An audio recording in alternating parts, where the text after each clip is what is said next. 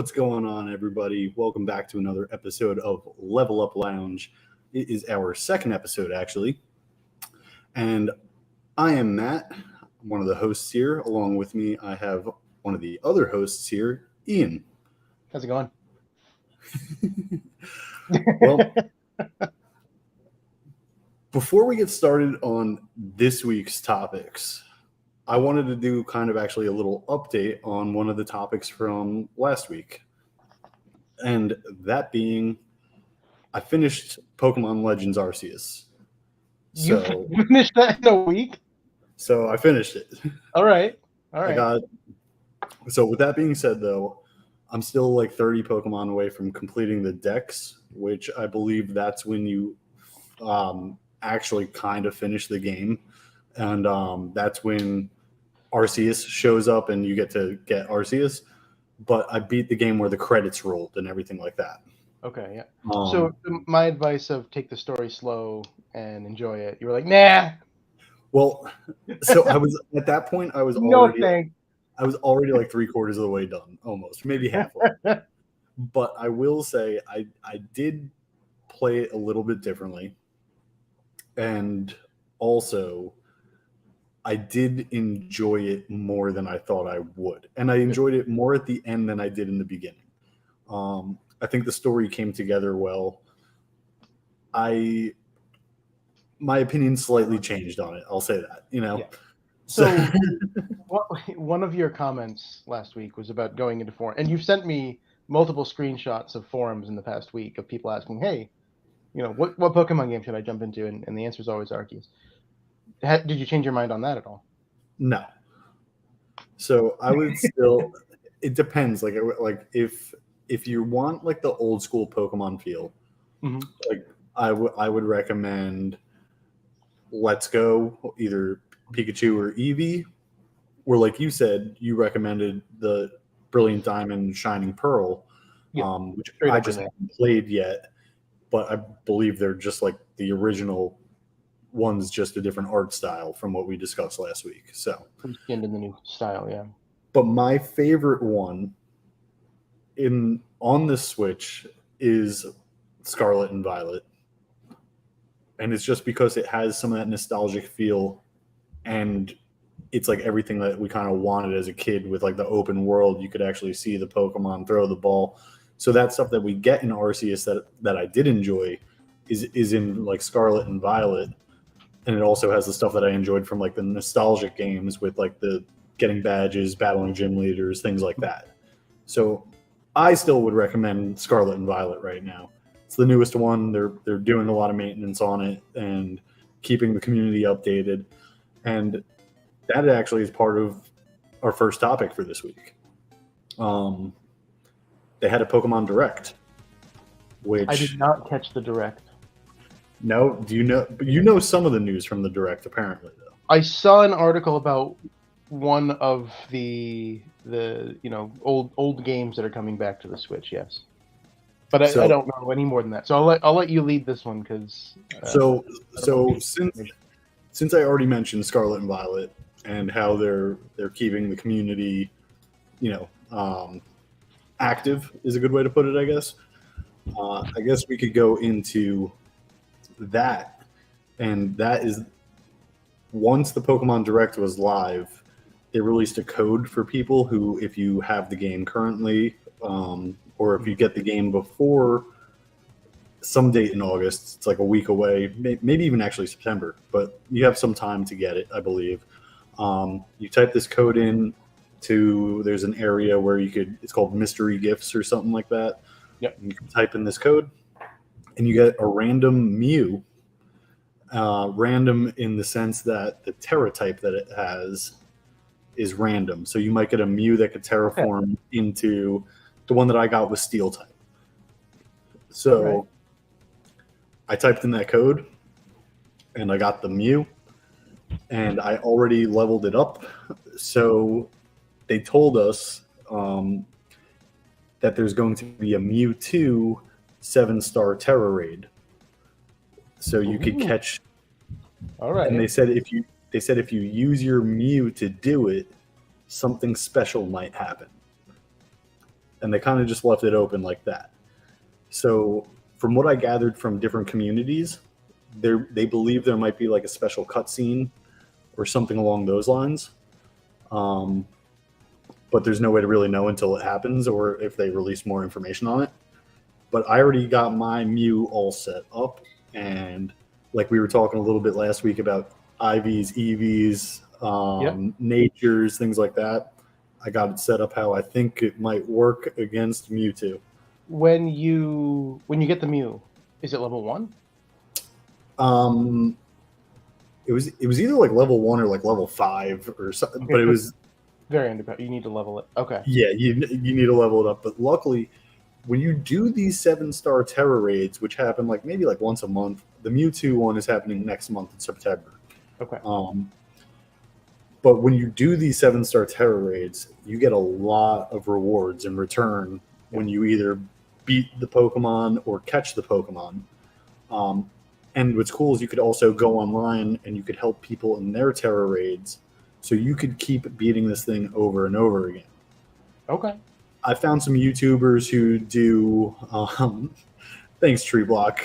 But I found some YouTubers who also know like a kind of like a hack where like same way you could like time travel in like Animal Crossing and things like that. Like apparently you could just like change the date on your Switch if it's during the time that the event is live, and you could still do it multiple times yourself if you wanted to. But I always just go online and help other people do it, so I get to beat the raid over and over again. So by the time the event is over, which only lasts like maybe 2 or 3 days, it's like a weekend type of thing usually. But by the time it's over, I get a lot of rewards type of thing. So for my Mew that I just got, I didn't even have to like fight a Pokemon to level it up. I just fed it a bunch of candies that I won that I won from these other Terra raids, essentially. You know. All right, you're ready. Yeah, exactly. But then the other, go ahead. I don't think I've played since the Charizard 7-star raid. The first one. I don't know if there's been one. Oh my gosh! But it was like the first 7-star raid they did. You missed new exclusive Pokemon. There's new Paradox Pokemon that they had Terra raids for and stuff. Okay. Yeah, oh no. Okay. So there's one for Raikou coming out. There is. Yeah. I saw that. It looks just like the tower things that are in Horizon Zero Dawn. Oh yeah, you're right. I didn't even. You're right. That's all I can see when I saw the image. That unlock the maps like in Zelda, basically. You have to climb up like the creatures, and they have the that was such a good game. That was such a good game. That was like one of the first games I played on when I got my PS4, actually. I want to. Yeah, it was probably close to one of the first I played as well. I haven't played the second one yet. No, I haven't either, honestly. So it was a good game though. But so the other news that we got with Scarlet and Violet during this Pokemon Direct that we got this week was that the DLCs, we got some information about them. We were already able to purchase them, I don't know, 6 months ago, something like that. They released that the DLCs would be coming out later this year and early next year. It's coming in 2 different waves. And they finally showed us some content on what these are going to be like.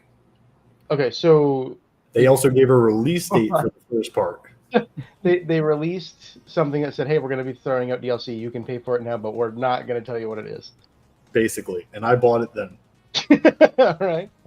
So what are they? What's the DLC? So I'm going to blank on the names of them. Let me see if I can find...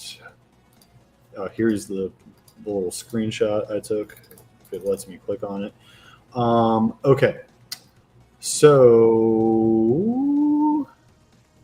I don't see a name for it, but it's talking about how the first one, there will be new Pokemon dropping, and I believe that's when that Pokemon we were just talking about, the new Paradox Pokemon drops. There will be 2. And this first one takes place, and it's almost like a Japanese city, and they're having almost like a festival. And there's some things you could do, some different, whatever you want to call them, quests. I don't know what they're called, missions, side requests, whatever they're called in Pokemon. And there's going to be a bunch of new Pokemon released as well, I believe, that you could catch from like old gens and stuff like that. Now, the second one looks more interesting to me, and we don't have a release date for that. The first one will release, I believe it's at the end of September, September 13th, so midway through September. Oh, it's called the Teal Mask. There's the name of it. And there's a new Pokemon that's, when I was watching this Pokemon Direct at work with my coworker, he plays video games with me sometimes and everything. He was like, "Hey, that Pokemon looks like a Korok because its whole head is basically a giant leaf." Gotcha. So okay, yeah, so from Legend of Zelda, Koroks. Yeah, okay. Yeah. So it almost looks like a Korok, but like literally, it's just like I don't know. The way I would describe it is almost like it looks like a sitting cat, and you could only see like its face wearing like the Korok mask type of thing. But that new Pokemon is like the face for this part of the DLC. And then the second part of the DLC, which I said looks more interesting to me. So for those who don't know Pokemon Scarlet and Violet, in this game, you're a student in school and you're studying and things like that. And you have to go to school, take these lessons if you want to level up certain things. And by the end of the game, you're done with the school pretty much. So the second DLC, it's a new school that you're visiting in a way. And you're like almost like studying abroad. And it's underwater. And there's lots more to do, it appears, from the first part of the DLC. But there'll be characters from the main story that will be in the school, so you could continue the story with other characters, like different gym leaders and stuff like that from throughout the story.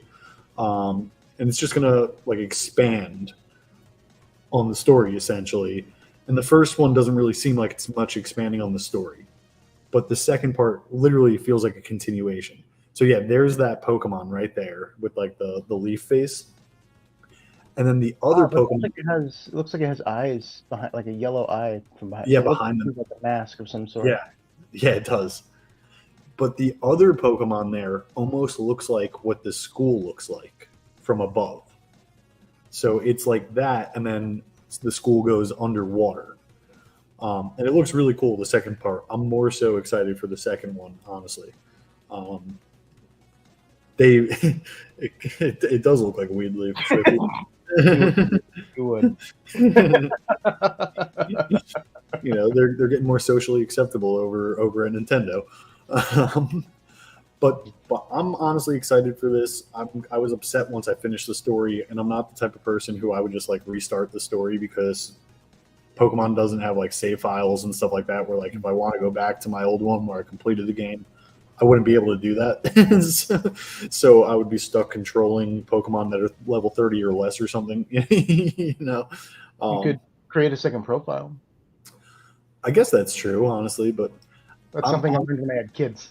So I'm not gonna lie to you. I have like, not with most things in life, but with some things in life, I have like a little compulsion, like obsessive compulsion type of thing. And I don't like seeing more than one icon on my Switch. I've had a roommate and my girlfriend had a profile once, and I had all three of them on there. Yeah. I hated it. You moved out and you broke up with her just so you could get those icons. Exactly. Yeah. She only played Animal Crossing. I bought her a Switch Lite and Luigi's Mansion because all she was talking about was wanting to play Luigi's Mansion. She never once freaking played Luigi's Mansion, and she made me buy her a second copy of Animal Crossing because I had a digital one that could not go onto her Lite. That's actually really annoying because I have a digital version on my Switch, and it won't even let me use it on a different profile on the same Switch. Yeah, that island is yours. Yeah. I love that game, honestly. I'm not gonna lie. It's good. I just started replaying it with my daughter, and she's really into it, but she doesn't know what to do yet. Hey, so, but she's just run around and fish. That's what I do. That's what she's doing. She's waiting for her tent to turn into a house. Oh no. But no, that game got me through the COVID lockdown a little bit there. You know? So some other things that are happening that happened. No one said hat, dad hat. But Hey, some other things that are happening from that Pokemon Direct, or there are some new shows. We got earlier in the year some news that Ash was done. He's done. is that not the case now? They killed off Ash. No, I don't know what happened to him, but Oh no, wait. Well, he didn't die, did he? No, I don't think he died. but they're taking Ash out of all the Pokemon shows apparently. Yeah, they rebooted it with I think there's two people as the main characters now, right? So what we got in the Pokemon Direct is there is going to be a few different shows. One of them one drops tomorrow on YouTube, really? Right? Yeah, there's a web series, yeah, and I'm actually really excited for that one. That one looks almost like the old school Pokemon, like art style and everything, more anime-ish and everything.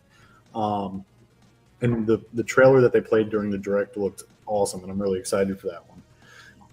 But then they have one called Pokemon Horizons, the series.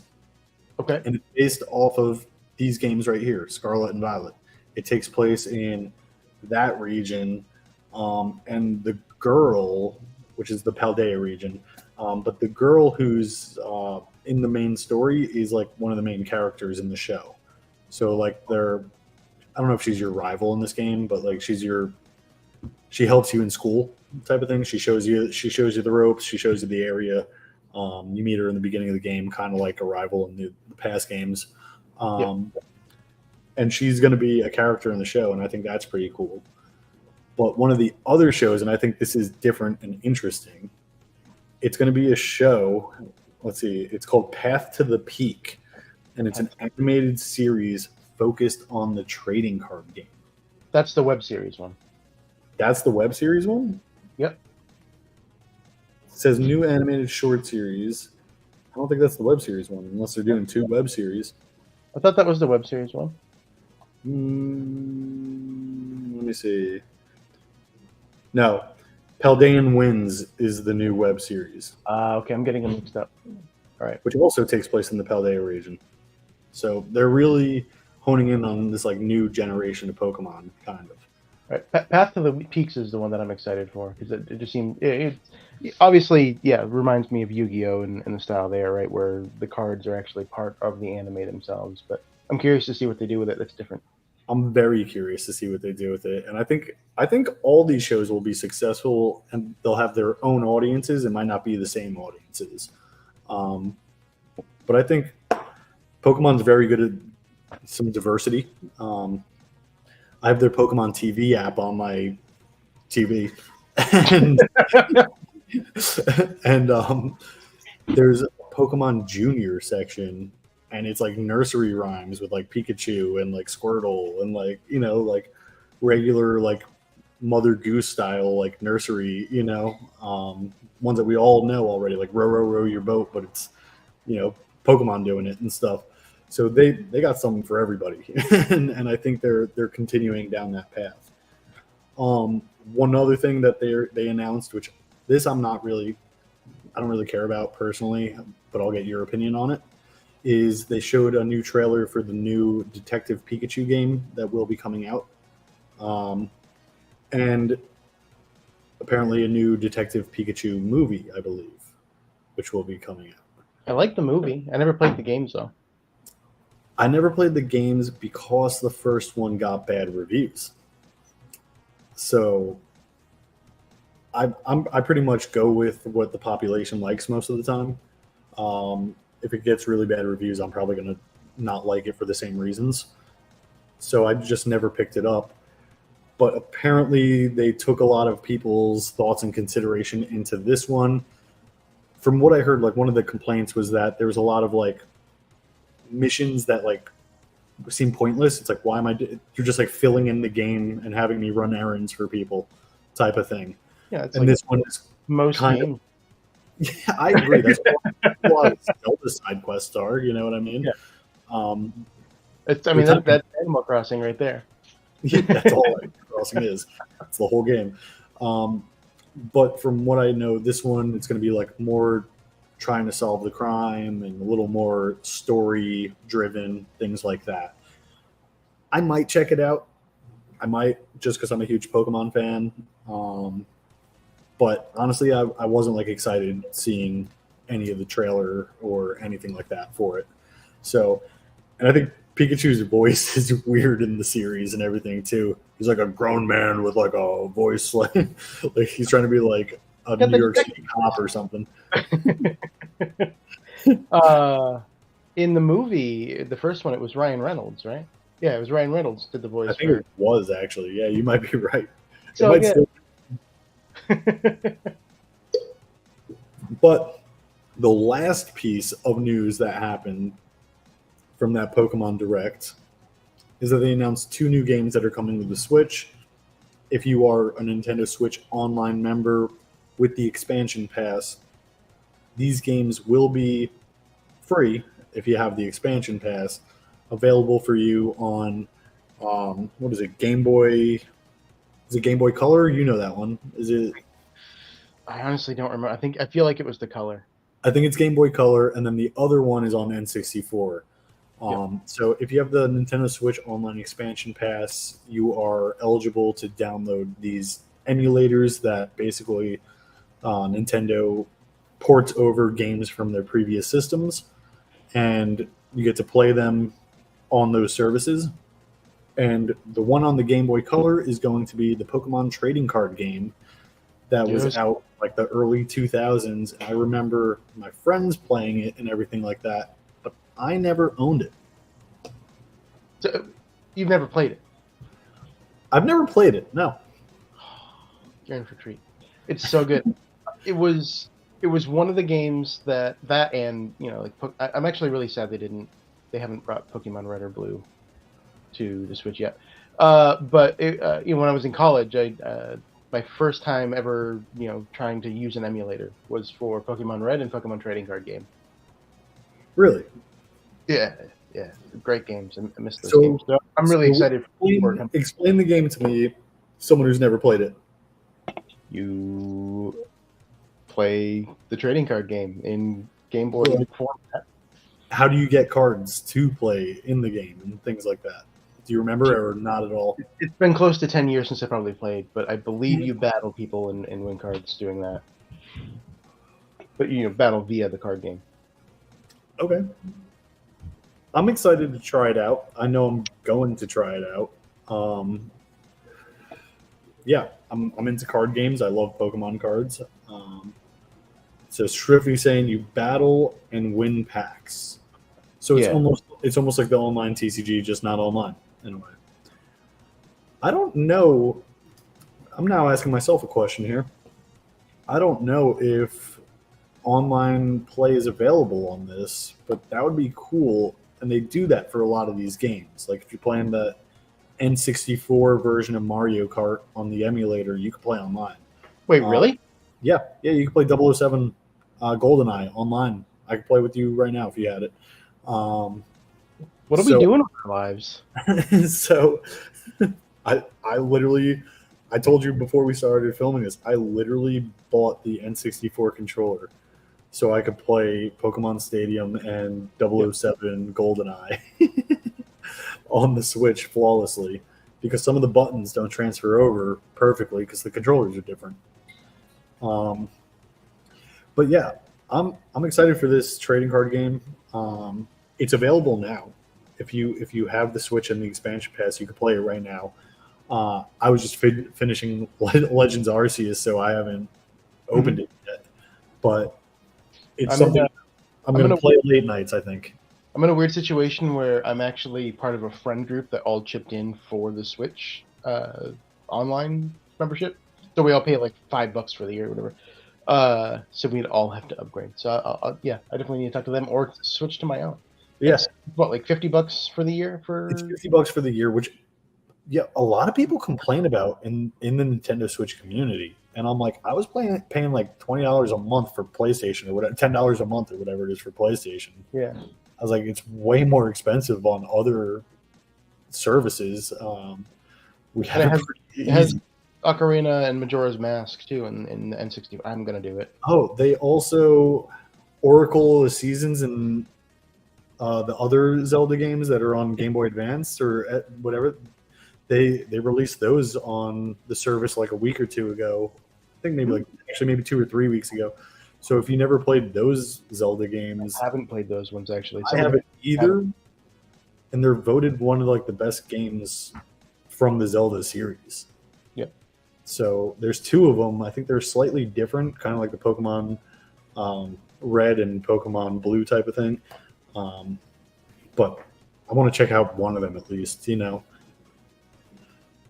Also, we got news about the N64 game, like I mentioned, but I didn't say what it is, which is Pokemon Stadium 2, which I am very excited for.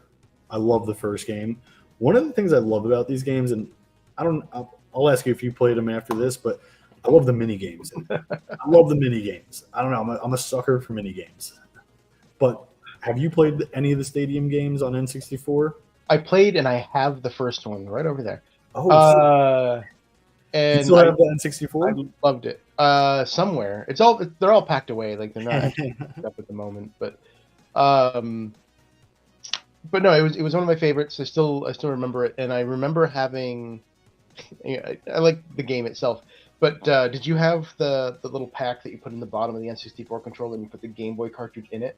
Yeah. And then you could actually play, Pokemon or whatever on the full screen. Yeah.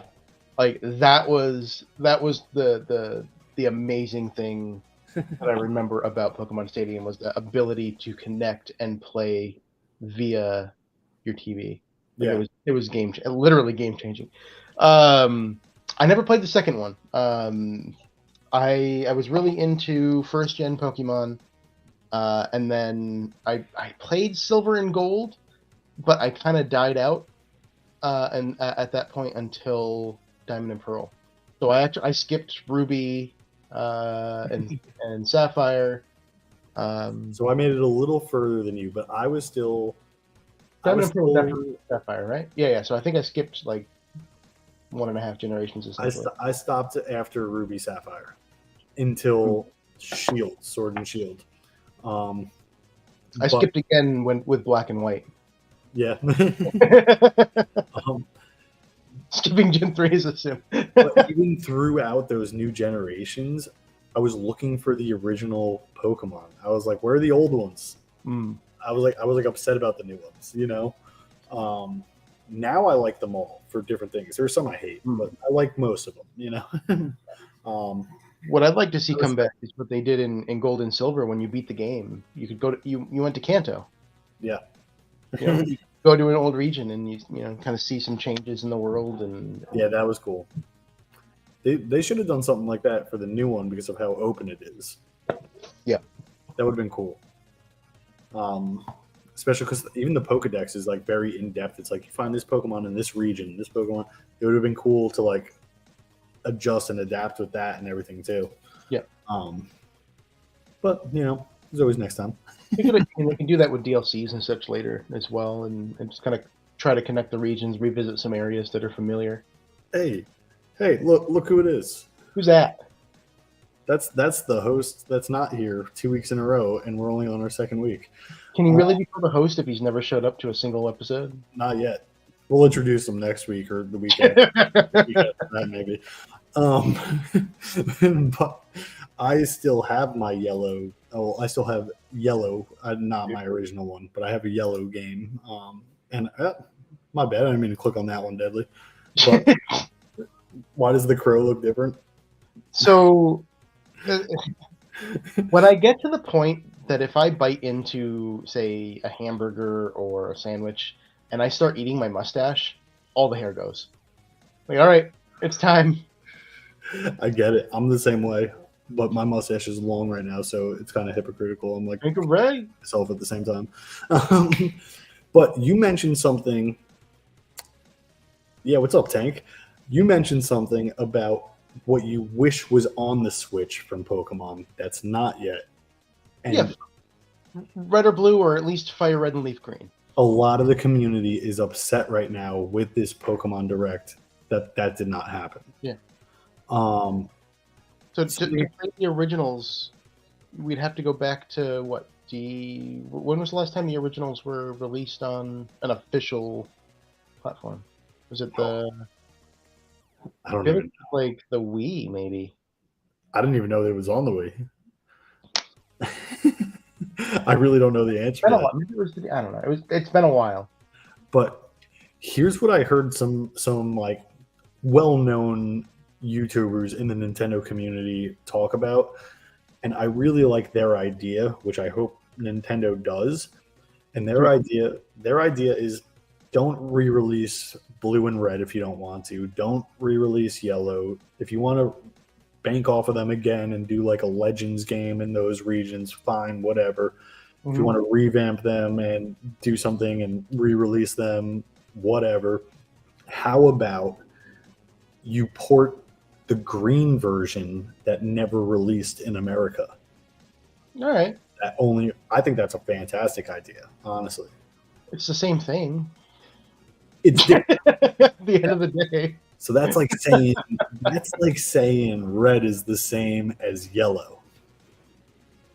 Okay, so what was different about green then? We never got it. I don't know. But they're saying it's different. All right. I want to know. I didn't dive into it, honestly, because I remember being a kid hearing that game released and being pissed off. And Venusaur never got the love. I heard about it later, though. Like Gold and Silver were out already when I heard about the green. I remember that clear as day because I was playing it when I heard about it. Yeah, exactly, Deadly. See, green? Deadly, make yourself useful. You could be like our IT guy right now behind the scenes. Find out what's different about the green version for us. The Oracle. Green is mysterious. That's the difference. It definitely is. Lots of unknowns. But I'm cheating. But I am excited for Pokemon Stadium 2. Like I said, I just play a lot of the mini games on there. It's a way for me to like de-stress, kill time, that type of thing. Or quick 2-minute games, something like that. Very much like the Mario Party style mini games. If you've ever played. Did the first one have those mini games? Yep. There's a whole section for it. Man, I just skip to that section sometimes. That's pretty funny. I don't remember them at all. Yeah, it's fun. Actually, for the second game, I think that's all I've ever played. I think I've only played the mini games. I never owned the second one, just like you were saying. And I would go to my friend John's house, and he had it, and we would just play mini games and laugh our asses off. And that's all we would do, pretty much. So we never got into like the battling and like anything like that. Lead green version, leaf version with Venusaur. Deadly, you're supposed to be telling us, not asking us. No, the Japanese. But different Pokemon sprites. I still remember the first time I saw Charizard, and it's like, what the fuck is that? In the original, red and blue. I'll never forget. I think about this family almost every time I think about like OG Pokemon. There was these kids that I grew up with that I was really close friends with when we were young. Weren't friends in high school or anything. They were brothers a year apart, and the one was my age. And I went to their house for like a sleepover in like first grade or something like that. And the older brother was ripping packs of Pokemon cards. I was like, what the heck were those? And long story short, after we like the sleepover, the next day we were still hanging out for most of the day and everything. The mom took us to a store in the mall, and she bought me my first Pokemon packs. That's awesome. And I'm like, damn, those kids are responsible for like my for everything in my life, my addiction to everything. Yeah. They were good kids though. We just like went different ways,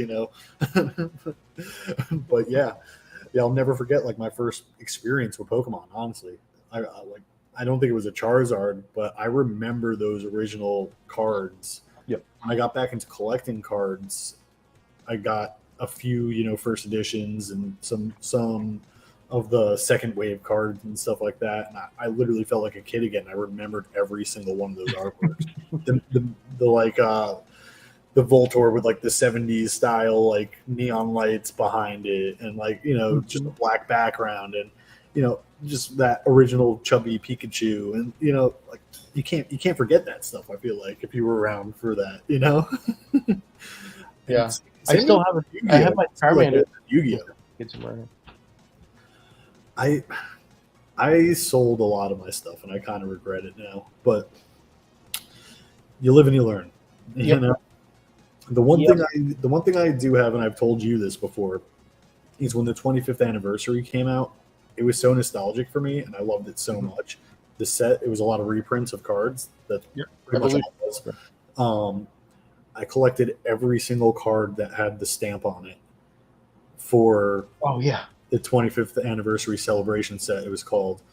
So every single regular card, every holo card, they had a McDonald's set that came in holo and non-holo.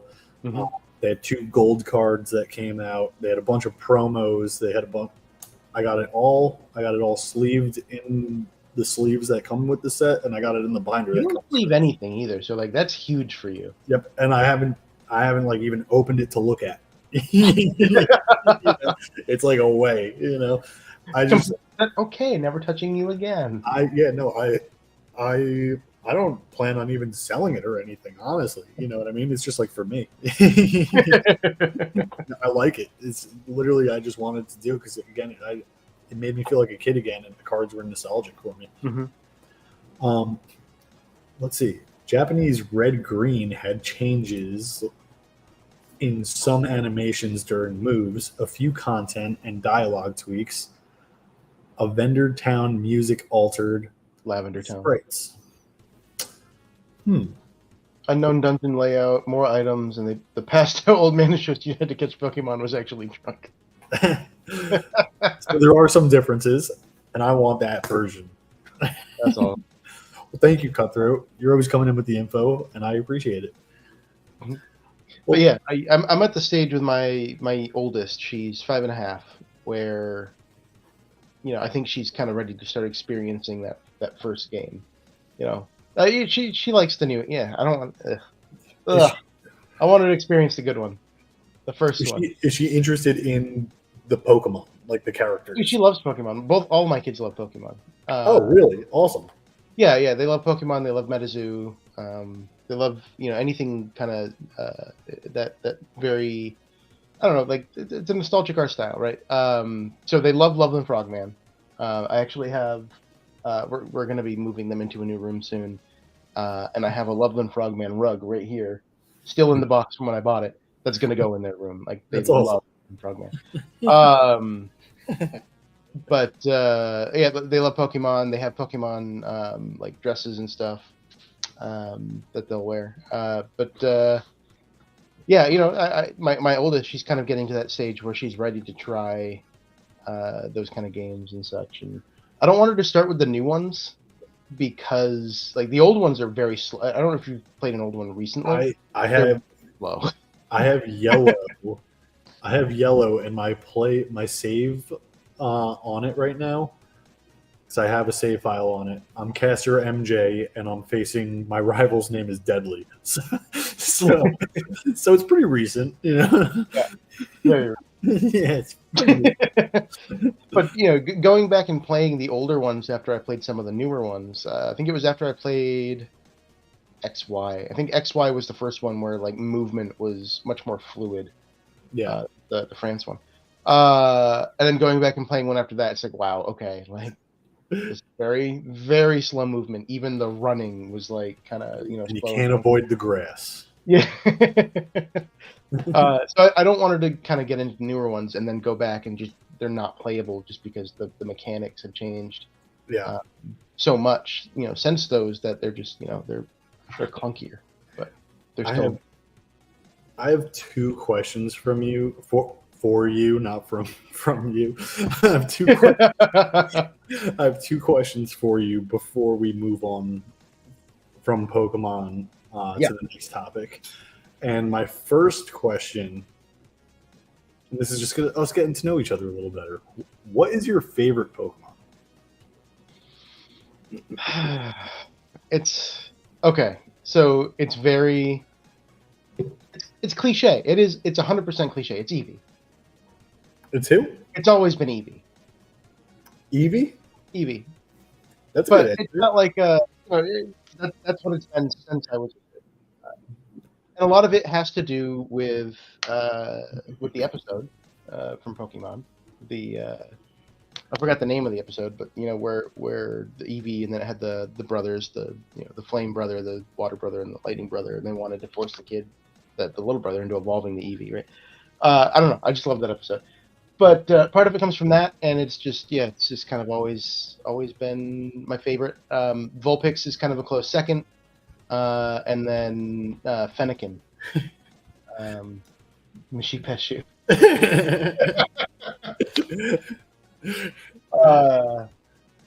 Yeah, there's so many good ones. Like, because Charmander's up there too, right? But no, Eevee always kind of took the cake for me. How about you? So my favorite, and what's funny is I don't even know what generation it was introduced, but I fell in love with it in Sword and Shield when I got back into Pokemon. My favorite now is Mimikyu, which Mimikyu. I never liked Mimikyu. I love Mimikyu. So Mimikyu, for those of you who don't know, he kind of looks like an emo Pikachu. That's the way I'm going to describe it. So it's something wearing like rag clothing to look like Pikachu over it.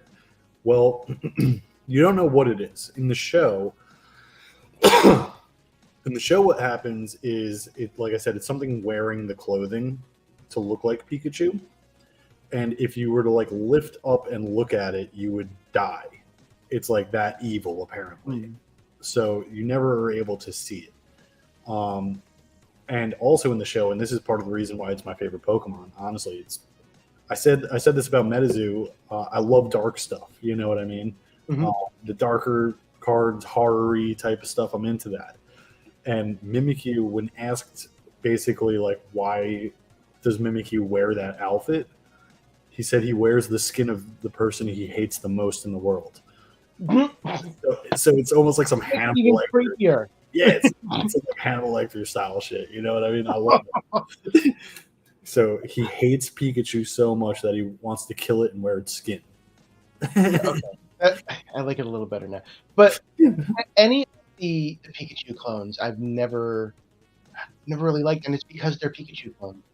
It's just like it struck me as like okay, like you kind of from a design perspective, you took something that worked well, and then you're just trying to recreate it over and over again. Same with like Morpeko. Morpeko. It's almost like an exact ripoff of Pikachu, and it's like a chubby Pikachu. Yeah, there's a number of them that are, and I just because of the fact that they are Pikachu clones, I've just never liked them.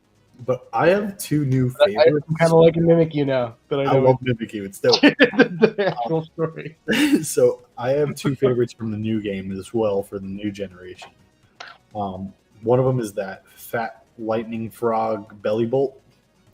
Bellybolt has an amazing card in Obsidian Flames, like the art. Really? Yeah, the arts. I don't want to ruin it, so don't look it up.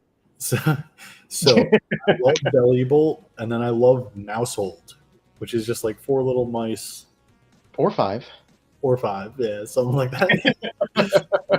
I love those two Pokemon, and I use them in the game, and I use them online for competitive play sometimes, depending on my team as well. They might look cute. They're powerhouses, I'm telling you. Yeah. Houndstone got me through my game. Because he has the last right? It's last resort. Yeah, I think it's last resort. Last resort. And it's just like I would just always keep bring him out last in the party and last resort, and 9 times out of 10 it would do it. So it's great.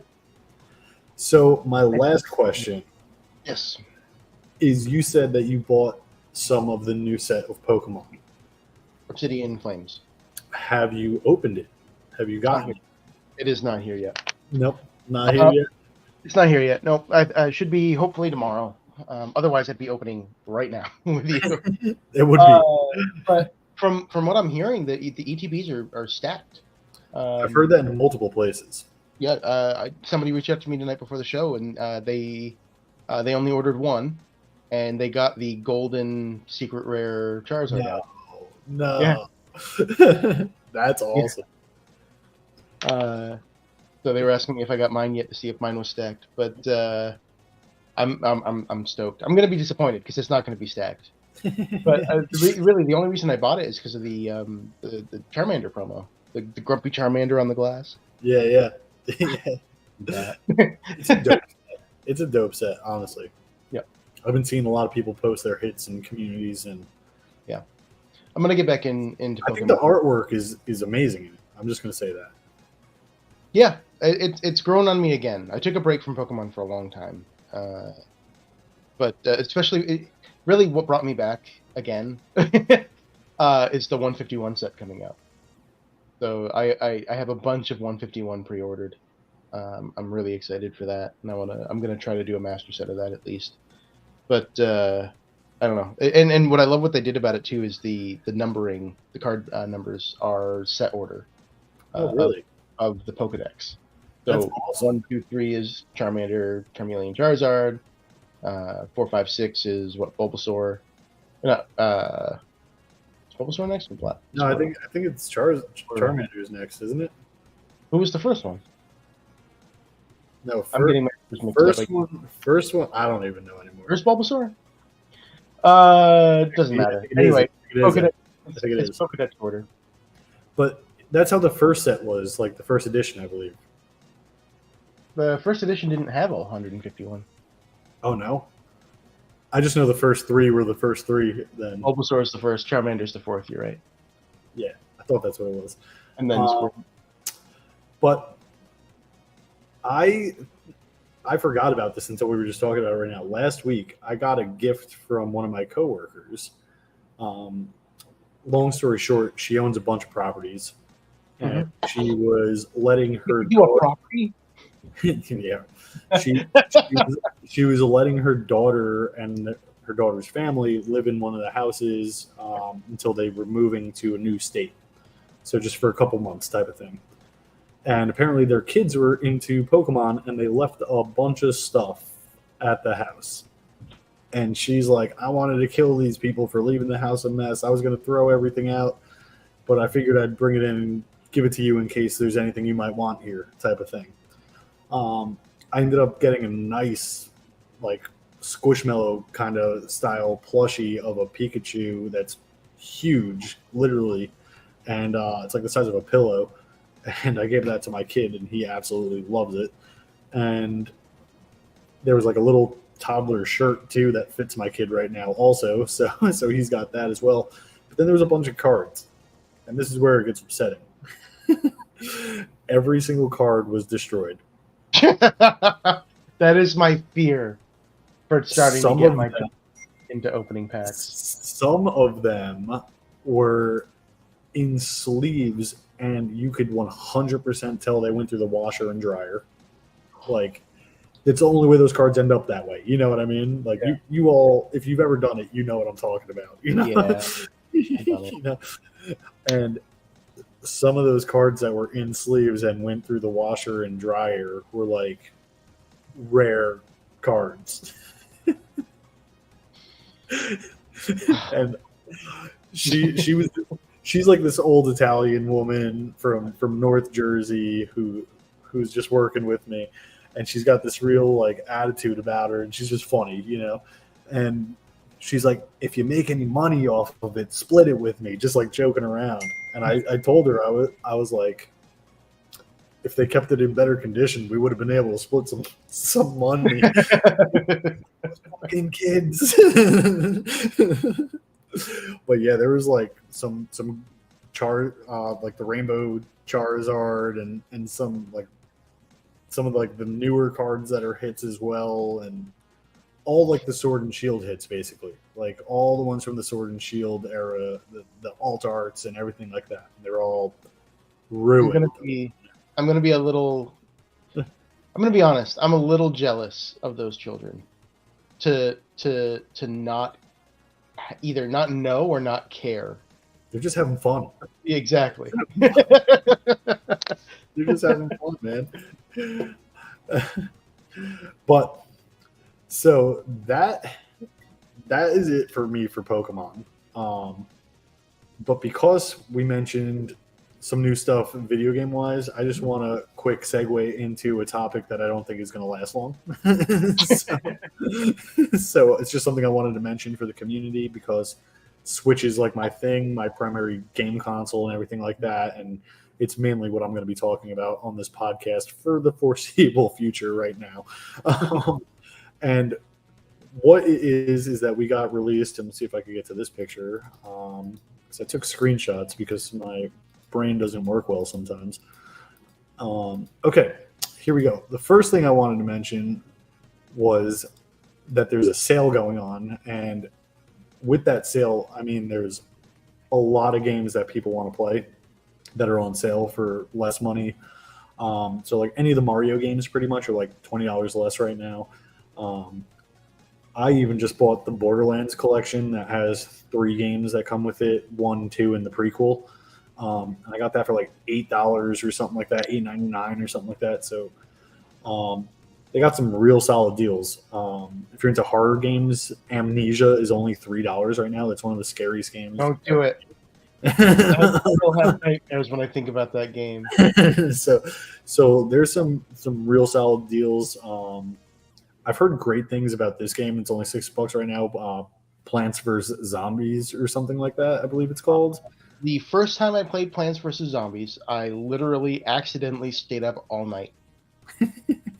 I remember playing and getting towards the end, and the credits roll, and I just look out the window. I'm like, the sun's up. I guess I'm not sleeping today. I've never played it, but it was very yeah. So there's big sales going on for lots of games right now. So definitely, if you're looking for something new to play on the Switch, check out just the Nintendo eShop, and there's tabs for different sales going on. Have you played Temtem? Have I played what? Temtem. Temtem, no, but I've heard you talk about Temtem, and I believe that's on sale right now as well. It is. That's what I just looked up because I've been. I have it on the computer, but I'd love it on something a little more mobile. And I believe Temtem is coming out with the TV show and everything. Even are they? There's a good game. Very, very challenging. From the first bit that I played of it, but ultimately, it's I just couldn't take it around, so I stopped playing it. But from what you've told me, it's almost like Pokemon. Yep. But less childlike in the sense where like. Oh yeah, there's like straight up murder as part of the story. Yeah, you were saying it's a little harder and the story is a little more mature. Yeah. So I might check that one out too. I'm into that style of game, obviously. So yeah, if you're looking for something new to play, check out these sales going on. This next one, I'm not sure if you heard about this yet, Ian, but I'm personally excited for this, even though it's getting a lot of shit talk right now. And later this month, let's see, do I know what date? I don't. Oh, I do know a date. August 17th. So August 17th. A week from today? Red Dead Redemption is releasing on Nintendo Switch. I never played the first one. I never did either, but the second one is one of my favorite games of all time. It was so slow. I loved it. I thought it was beautiful. The challenge with... Well, okay, I don't want to blanket say the challenge with kids, right? Because I know my situation is probably a little different than a lot of people. The challenge that I have with my kids is just like I never have the time to sit down with a console anymore and do something. So playing a game that's what it's like a 50-hour game to get through the whole story. Probably it's almost impossible. Which is why the Switch is perfect because I can take it around with me. I can travel with it. I can take it up to. I can play in bed. That's what I do mainly. That's mainly where I play. Yeah. I honestly do wish that I had completed Red Dead Redemption 2. but I never. Yeah, I got to the first major like town or city or whatever. What I don't know, if it's considered a city, and then that's about where I stopped playing. I remember being really frustrated because I was trying to walk around the city and the character would run and he would bump into someone and then they start fighting you. You're like, come on, I didn't. Come on. Yeah. Like, So I beat the story, but I was one of those people who continued playing. There's a lot to do in that game, even after you beat it. There's a whole online campaign, everything like that. Just like Grand Theft Auto, basically, same company that makes it. But I upgraded to the PS5 and I got the digital version. Yep. I had the physical copy of Red Dead Redemption 2. When I transferred everything over, almost every single game had, if I had the physical copy, it had a digital one that it would let me download for free, basically. Red Dead Redemption did not have that option, and it was still like a $60 game, and the PS5 version was like $70 or whatever it was. And I was like, I'm not repaying for this game. So I never did once I upgraded to my PS5, and that's when I stopped playing it. But I loved it up until then, and I was genuinely pissed off that I couldn't play it anymore. So I'm real excited to check out the first one that I've never played, and I love that it's portable, like you were saying. Like that's part of the reason why I'm going to get it on the Switch, because they are going to make it available on other consoles as well, from what I was told. That it's not currently available on. I believe right now it's only on Xbox, and they're going to make it available on PlayStation and PC, but they might be releasing on different dates. But I'm real excited to check it out. But here's the thing. It's that the same company, again, that makes the Grand Theft Auto games is this company. And they recently, within the past year or two, did ports for their old Grand Theft Auto games. And apparently they run like shit. Yeah, they were bad. I never played them on the Switch, that is. I played the originals on the original consoles. I never played them on the Switch. I never bought that trilogy release that happened with those Grand Theft Auto games. But a lot of people are worried that we're going to be paying almost full price for a port, and it might have those same issues, which I think is a valid concern. But I do have higher hopes for this for some reason. Yeah. Well, you have no thoughts on it? No, I think he's pretty much summed it up. I'm going to buy it. I'll let everybody know, I guess, what my opinion is on how it's ran. I don't know how those, Grand Theft Auto games were running. But from what I know, there's a lot of glitches, a lot of issues, buttons weren't working right. Almost anything that could go wrong was type of thing. People would just pop up right in front of you while you were walking down the street. Cars would just pop up in front of you, random things like that. Makes the game interesting.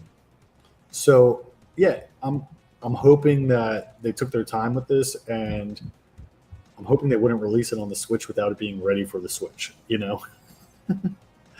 But yeah, like I was saying, I think that's it for new games that are coming out and things that are Switch news related. So short topic, like I said. So with that then, Ian, what do you got for us this week? What's your topic? Yeah, just wanted to update everyone on Nom Nom real quick, which for those that weren't here last week, Nom Nom Verse is a new TCG that's coming out from Victor Larson. Johnny Dunn, Moldy Potions, is also working on it, and Tessa as the founders. A couple weeks ago, I don't remember the exact date now, I think it was the 21st maybe, the first wave of sample packs were released.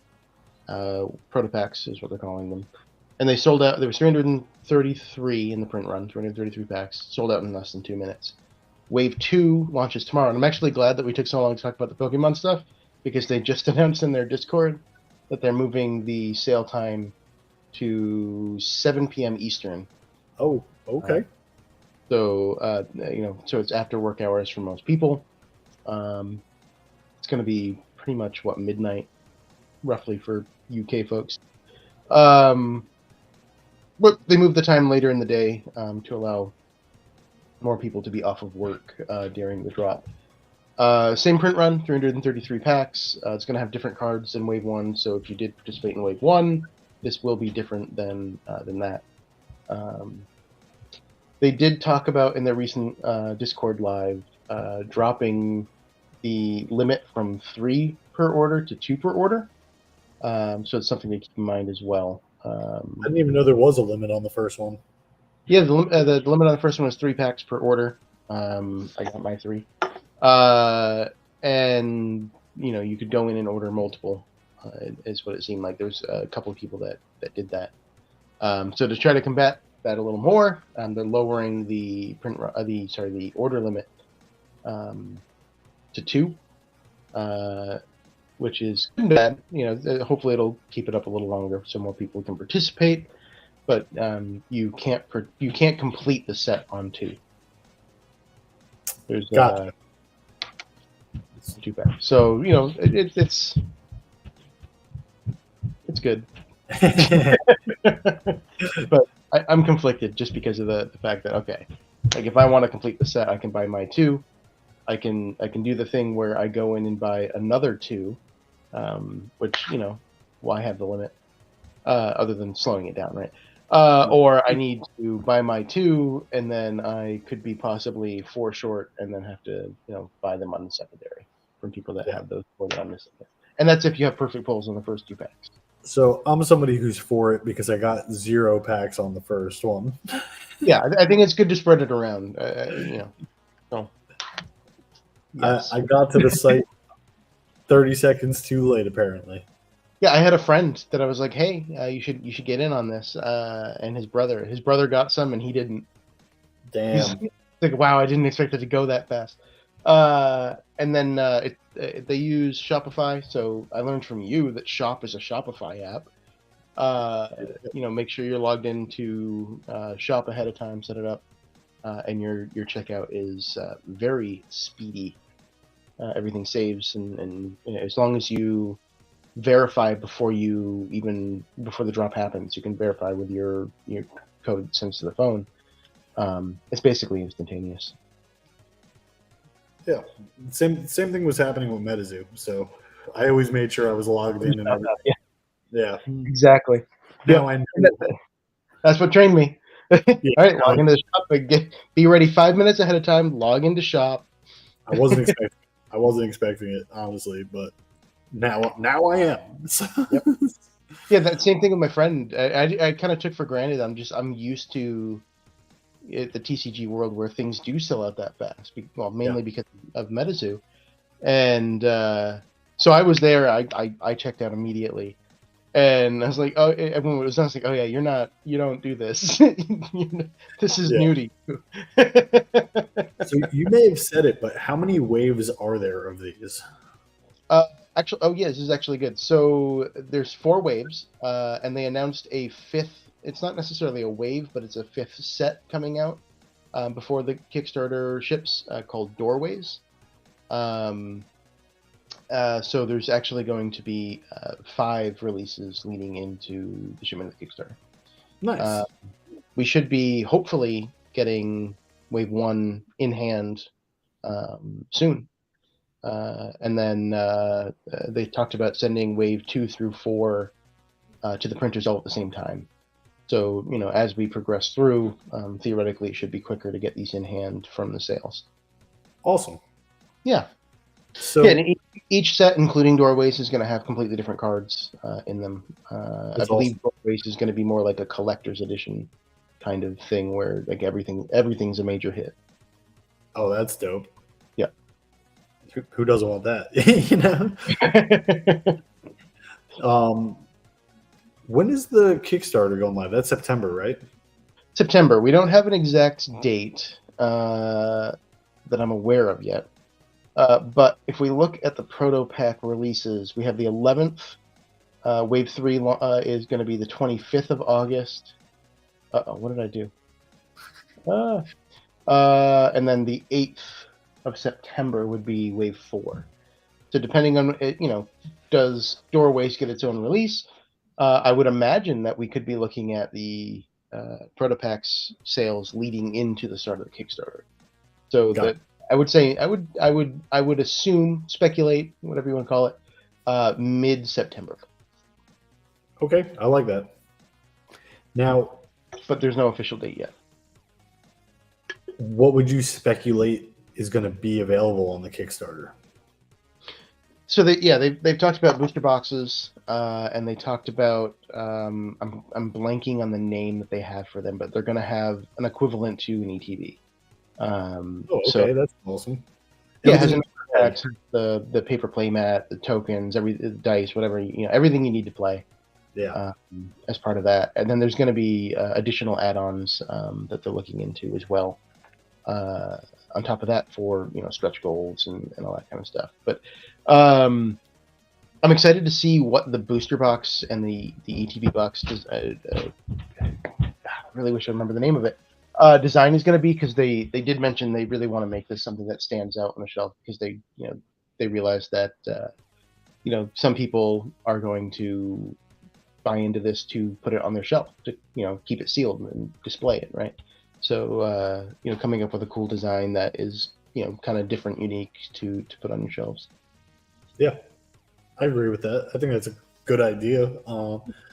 I'm somebody who does that too. Are you? Like, I'll choose a box based off of how it looks. Sometimes I judge a book by its cover. Sometimes, All right. And I'm guilty of that with Pokemon, for sure.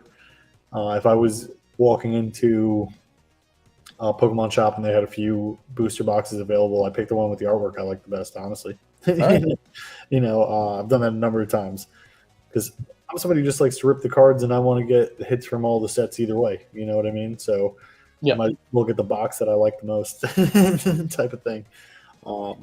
Yeah, so I think it's a very wise idea. Mm-hmm. I feel like MetaZoo's the first game I collected where I actually cared what the boxes looked like. I was like, no offense to Pokemon. They do it well, though. Actually, Pokemon, the booster boxes aren't that pretty. The ETBs are, but the booster boxes aren't. I think MetaZoo does their booster boxes very well, actually. Yeah. The hollow, dude, the Nightfall one that glue in the dark. Yeah, that's what I was gonna say. The first time I realized that glowed in the dark, you shut off the lights and you catch it out of the corner. And you're like, what the hell was that? I did. That was great, man. It really was. Yeah. That era of MetaZoo was perfect, in my opinion. I got that glow in the dark Mothman pin also. So that's not one of the ones that got stolen. No, well, yeah, I don't have it anymore, but I got it from. I had it one time. I had it on a shelf. This was before I moved. I had it on a shelf right next to that booster box and the card. Now I have the card still. So. Yeah, that happened at Earth Tower. A few pins got taken off my bag, but I'm excited for Nom Nom. I'm excited to see what's on that Kickstarter. I feel like that will be easier to get my hands on than maybe these waves of proto packs. Mm-hmm. So I'm excited for the Kickstarter. I'm gonna definitely partake and support them. I'm hoping they got some interesting stuff to surprise us with. I would really like to see maybe, again, they're artists, you know what I mean? So I would like to see maybe some sleeves or something with cool designs, or something a little different that we don't see often. I'd be happy for that if they're premium sleeves. I agree. And that's not to knock anyone, because I get including sleeves. You kind of you want to go for a cost-effective option when you're doing things like a spell book or an ETB or whatnot. But I don't use them at all. I throw them in a box, and I go for something that actually has a bit more of a good feel to it, that doesn't kind of stick together. So if they go with a sleeved option, at least for the Kickstarter, I'd Yeah. love to see it with something that's much more premium matte, something that's like the Dragon Shield, the really nice Dragon Shield matte ones. So thank you for saying matte. I can't stand the smooth or whatever they're called. Yeah, Yo, they stick together. those You can't shuffle them. I don't know how people use those. And whenever I comment on them, they're like, "Oh, I hate matte." I'm like, "What?" Like I hate those. I The hate mattes are those. great. Yeah, thank you. I was going to ask you what type of sleeves you prefer, but you said the best ones, in my opinion, as well, the Dragon Shield matte. Yeah. What I do, as you know, is I buy the same color every time. So this way, if I build multiple decks, it's easy for me to just swap out like 1 or 2 cards if I need to. That's smart. I didn't buy the same color. I have blues and pinks. So And I wish I bought the same colors. I chose the color based off of, there was somebody on eBay, some like third party seller, who was selling Dragon Shield sleeves for less than anywhere else. And that color was like $2 cheaper than the rest of them. So that's what chose the color for me. I was like, all right, let me get 10 boxes of this, whatever. I would love to. I'm honestly sick of it. So I would love to get something with a cool design of one of the main characters of the story or whatever, you know. And again, they're artists who run this game mainly. So if they did sleeves, which it's just something I hope. I'm not saying they're doing. I mean, there will be sleeves. It's gonna be a question of quality of sleeve. I hope it's some cool art, because there's some cool artists that work there. You know. Yeah. Another thing I would want is, I like dice. I like dice for the game that represent the game. And I just think it would be nice for them to have, like, kind of like you said, they probably will, because they're doing like an ETB style thing, potentially, possibly. So maybe there's going to be some dice included. I really would like to see. You know, I like what Pokemon does with their ETBs with that stuff. It's not like the worst quality, but it's not the best quality in the world. The dice are decent. The markers are plastic, so they'll last a little bit longer, and they a little more durable and things like that. But it's, at the same time, cheap plastic. But it works well what they do, and I hope it's something similar to that, because I like to have what I need for the game to play, and I don't want it to be shitty, honestly, you know. So I would really like for just like dice and things like that. If we need hit counters or indicators and things like that.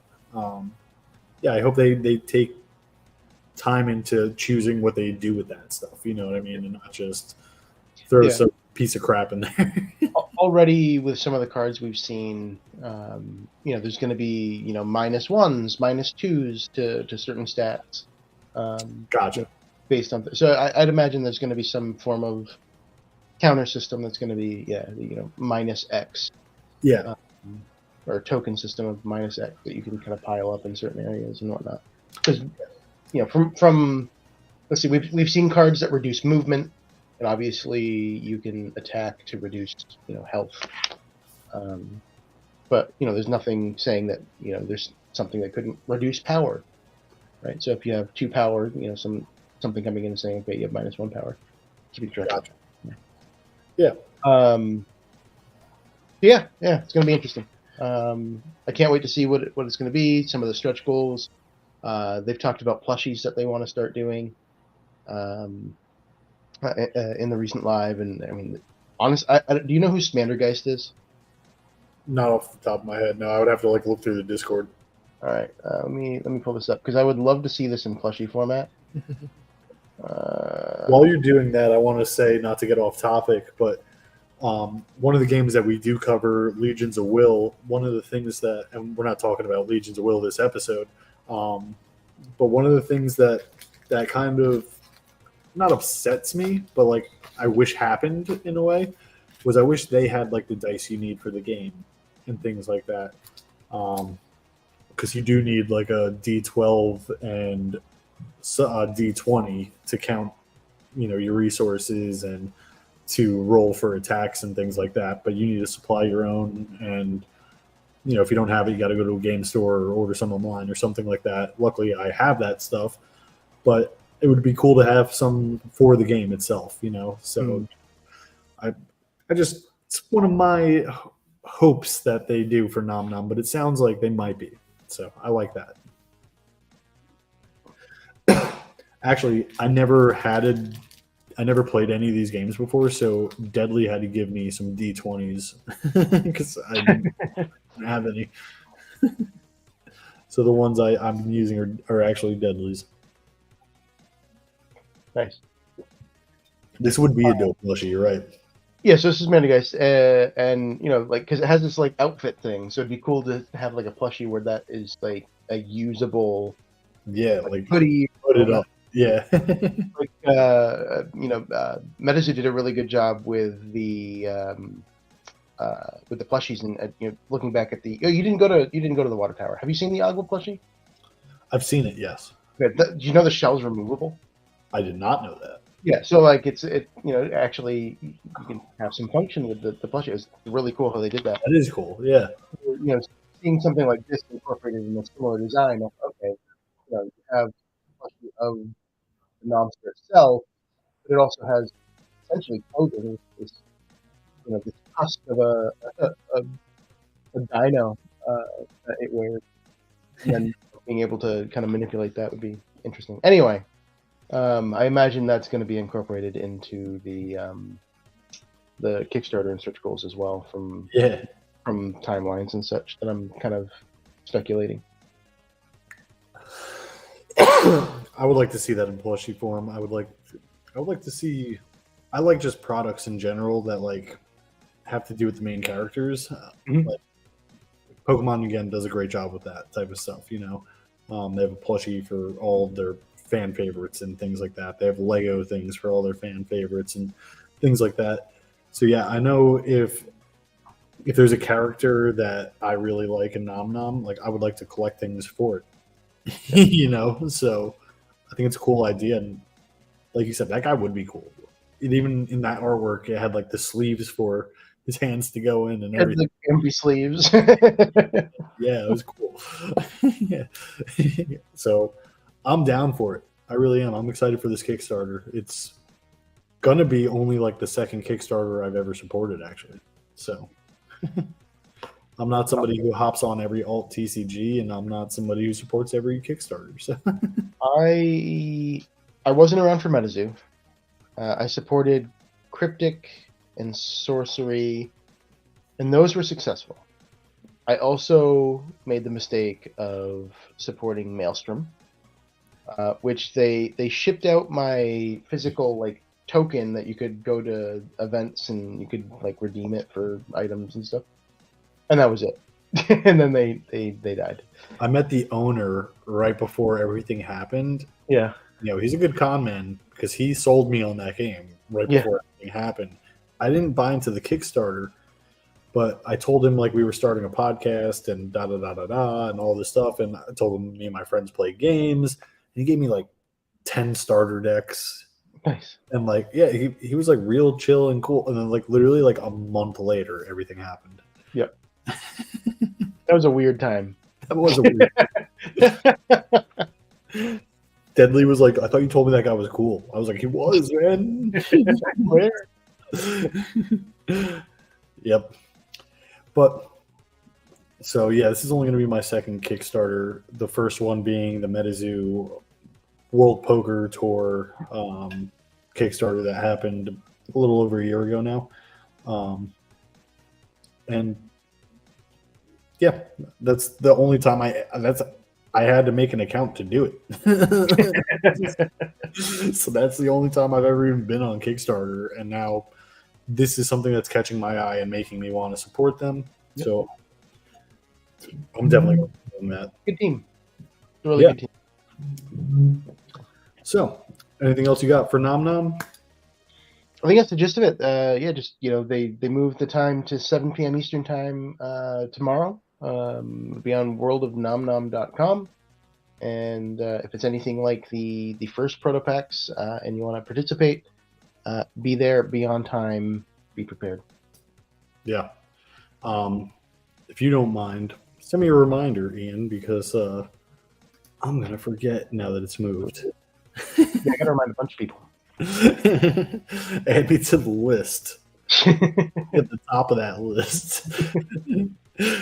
All right. Well, after that, we wanted to also just briefly talk about MetaZoo and their Dark Tower event that's happening. So you have the information in front of you because I do not. I don't have it in front of me. It's been announced, right? So MetaZoo is going to be doing the Dark Tower at Mothman Festival. We've known that for the better part of what? Probably since last year, honestly. Yeah, really since last year. We always knew they were going to be hosting it then. I know some people were kind of questioning whether or not it was going to happen, but I never doubted this one in my mind. It's the one that everyone's excited for. And it's the one that is tied to the mascot of MetaZoo. Yeah. So kind of looking through the past, or looking at what I was feeling in the past, I never thought they would ever cancel this one. So I know some people were kind of complaining in the Discord today that they wish there was more heads up, and I'm like sitting there like, you've had 8 months. Yeah, the festival's been going on for like 30 years now. Like it's so yeah, it's definitely. So if you're going, if whoever's watching this now, that whoever's here, if you're going and you don't have a hotel booked yet, get one booked, because right now it's like multiple miles away from the Mothman Festival, because it's a popular festival as it is already, on top of MetaZoo being there for this event. The players wanting to go, the spectators wanting to go. Everybody, the majority of the people that I've talked to, this is the tower they're prioritizing. That's what I've heard overall through the MetaZoo community. Everybody's excited for this one. Everybody has intentions of going to this one. Mm-hmm. I have intentions of going to this one. And before the episode started, we were even talking about, I don't have a hotel booked yet. Yep. Usually our team likes to get an Airbnb together. Even the Airbnbs are pretty far away right now, right? Yeah, so from what I was seeing, I don't know town names and stuff like that, but there's none in Point Pleasant, let's put it that way. Yep. And what I was seeing was like kind of like 20 minutes away, something like that, I believe. Mm-hmm. At least for something that would fit the amount of people that I need, for our team and stuff like that. So I believe no matter what, you're going to need a car anyway. I think the nearest airport's about 2 or 3 hours away. Oh, okay. Yeah. Remember right? So even traveling there, you're going to need a car. So it's not so bad to be a little ways away. Like, obviously, it's better to be closer. But I'm lucky that I'm like a 4-hour drive from where it's West Virginia, right? That's Point Pleasant, West Virginia. Yep. So I'm about a 4-hour drive from that location. So I'll be one of the few that's able to just drive to the event. I'll have my car there anyway. So I didn't even know that the airport was that far away. So yeah, I looked it up a while ago because I was trying to make my plans to go, and it was like, okay, well, can you even fly right into Point Pleasant, or do I need to rent a car anyway? And yeah, from what I was seeing, it's a bit of a drive from the nearest airport, unless I was looking at the wrong airport, so I don't think I was, but. Hey, you could fly into Philly and I'll drive you. So, yeah. But do you have any intentions of going currently? I honestly don't think I'm going to be able to make it. It's going to be an interesting time. I think we're going to be doing a lot of stuff on the farm that weekend. So unfortunately, no, I don't currently have plans unless something changes. I get it.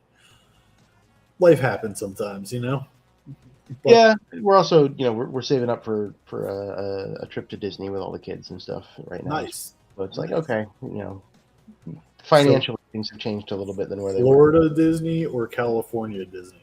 Florida Disney. Great choice. Yeah. Hey, you can visit Tanqueray while you're there. Is he down in that area? Yeah, he's in somewhere around there in Central Florida, close to there. I'll be sure not to tell him when I go. Yeah, that's usually what other teammates do. But yeah, I plan on going to this one. Um, I'm very much excited for another MetaZoo event. Honestly, Mhm. uh, I'm excited to get excited about playing the game again, type of thing. You know what I mean? I've taken a little break from playing. I've always had the intentions of going to this one, kind of like you said, everybody has. Uh, when I couldn't make it to Flame, I was upset. Yeah, it's And fun. Like, Flame is one of my favorite aura types. Yeah, it's my top. It's in my top two. So so it's really tied for first. I'll put it that way between Spirit. Um, it's not Spirit's not one of my best. I'll say that it's just one of my favorites. um, but once I knew I couldn't make it to Tower for Flame when they announced all the details and everything like that, I literally like right after they made the announcement about all the details and I knew I couldn't go. I turned to my girl. We were sitting like on the couch together, and I was like, I can't make it to this one. I'm not missing, and I named two events. I'm not missing Dark Tower no matter what, and I'm not missing Caster Cup no matter what. And she was like, all right. She was like, you could have those two, because they're both for me also driving distance. So Yep.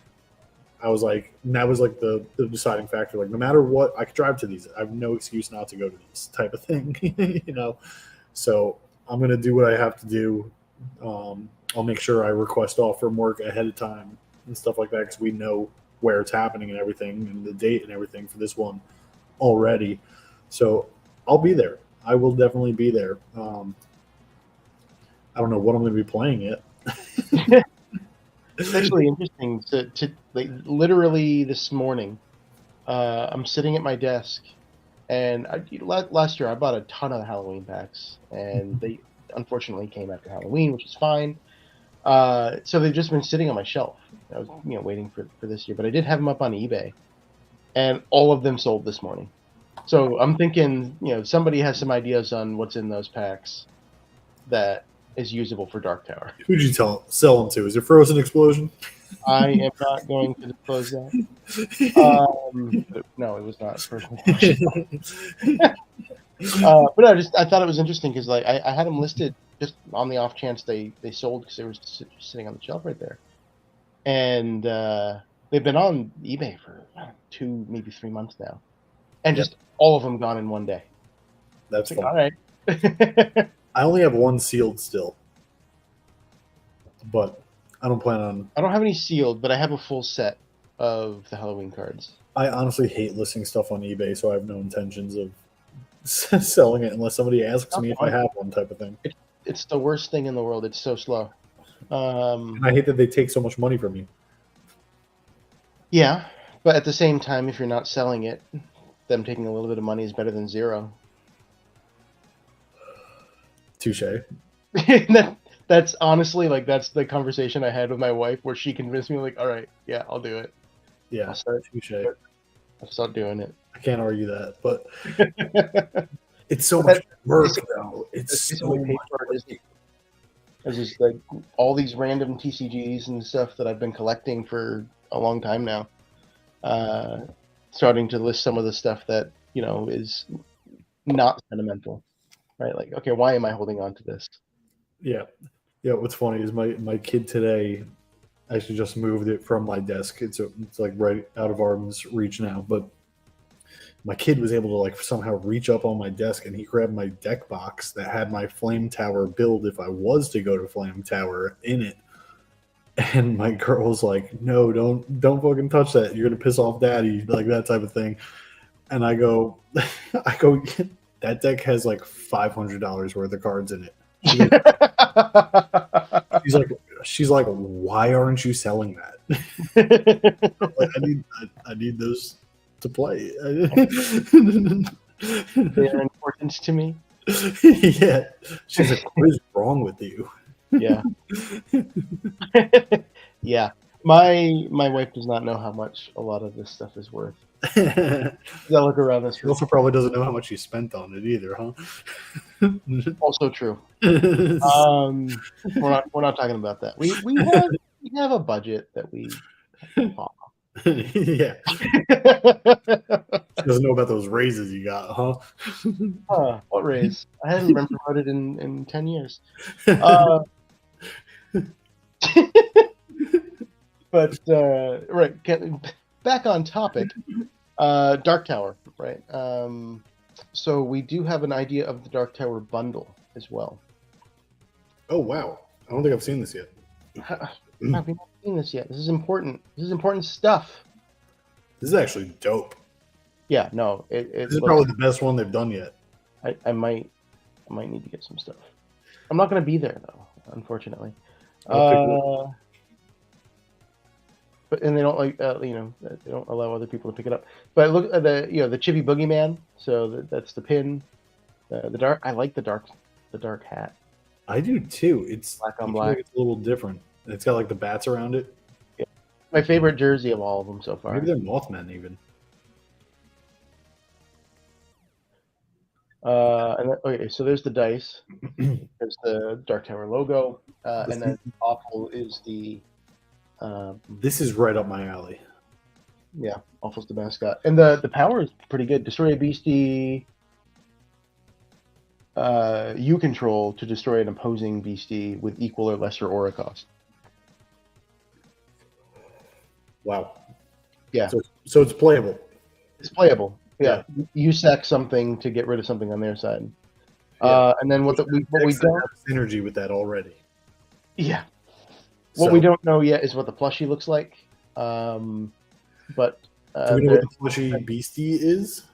Hmm? Do we know what the beastie is? No, we don't know what it is.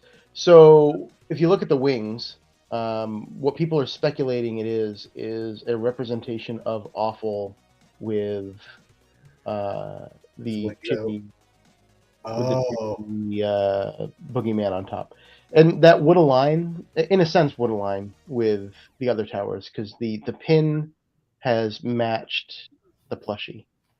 Gotcha. So if this is the case as well, the pin being Chibi Boogeyman with actually, what's in the art behind? Is that Mothman? Behind the pin here, right here. Can I zoom more? I can zoom more. Oh. I don't know. I'm on the fence. I do think it's going to include Chibi Boogeyman riding. I'm surprised that the mascot is not Mothman, honestly. Yeah, but look at those wings. Those wings are more Mothman-like than those wings. I think the body is more Mothman shaped too. Yeah. I don't know. Maybe they'll throw a curveball and it'll be neither. But Mothman isn't on any of the... Yeah, right, Sasquatch. Mothman isn't on any of the art except for I believe, the top of the tower there. And it's at Mothman Festival. So I'm a little surprised by that, honestly. I know it's Dark Tower and there's lots of dark beasties, but I'm just... at the same time, it would be good for them to separate out Mothman merch from Tower and do, maybe a booth or some, the van, the new van, kind of out in the busy part of the Mothman Festival, and keep this stuff to the event. Yeah. Have you ever seen the guy? I know you don't go to many events, but he's been on like people's YouTubes, people who cover events and stuff like that. I'm pretty sure Harley's had him on when he goes to different conventions and stuff like that on Epic Tube HD's channel. It's this guy. He collects like PSA 10 first edition Mothman. He's got like 70 of them or something ridiculous, man. Yeah, I don't think I've met him personally, but I know who you're talking about. I hope he's there. I like that guy. I just like looking at his collection and talking to him, But yeah, I'm excited to go to Mothman Fest too. Just in like tournament aside, everything like that, MetaZoo aside, I think it's just going to be cool. I didn't really know much about Mothman until MetaZoo, honestly.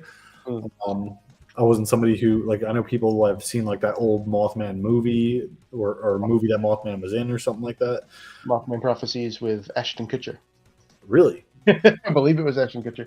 So, which is that was my my foray into Mothman. So I didn't even know it was like a thing. I thought it was just like a movie thing at first. Yeah, I knew nothing of it really until I got in around Nightfall, so he was on the booster box. So that was like my first introduction, honestly, that I could remember even hearing about Mothman. And then I at one point dove into not the lore of Metazoo, but like the actual stories behind these cryptids Yep. that influenced them to be in Metazoo. Yep. And I remember reading about Mothman and all that stuff. And it's after I started the Metazoo comics. Mm. And I was like, oh, wow. Point Pleasant. I was like, wow, they took time to like put this together and like match it up and everything like that. And I thought that was really cool. And I dove deeper into like all the cryptids, honestly. But that was how I really got introduced to Mothman and figured it all out, kind of. Yep.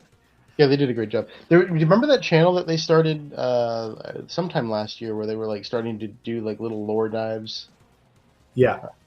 I'm really sad that they didn't continue. They started it with UFO. They did.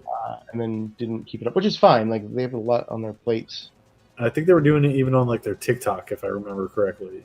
Yeah, but I definitely missed that because I think that was a cool little window into a different part that, like you're saying, like you actually had to kind of go do that research.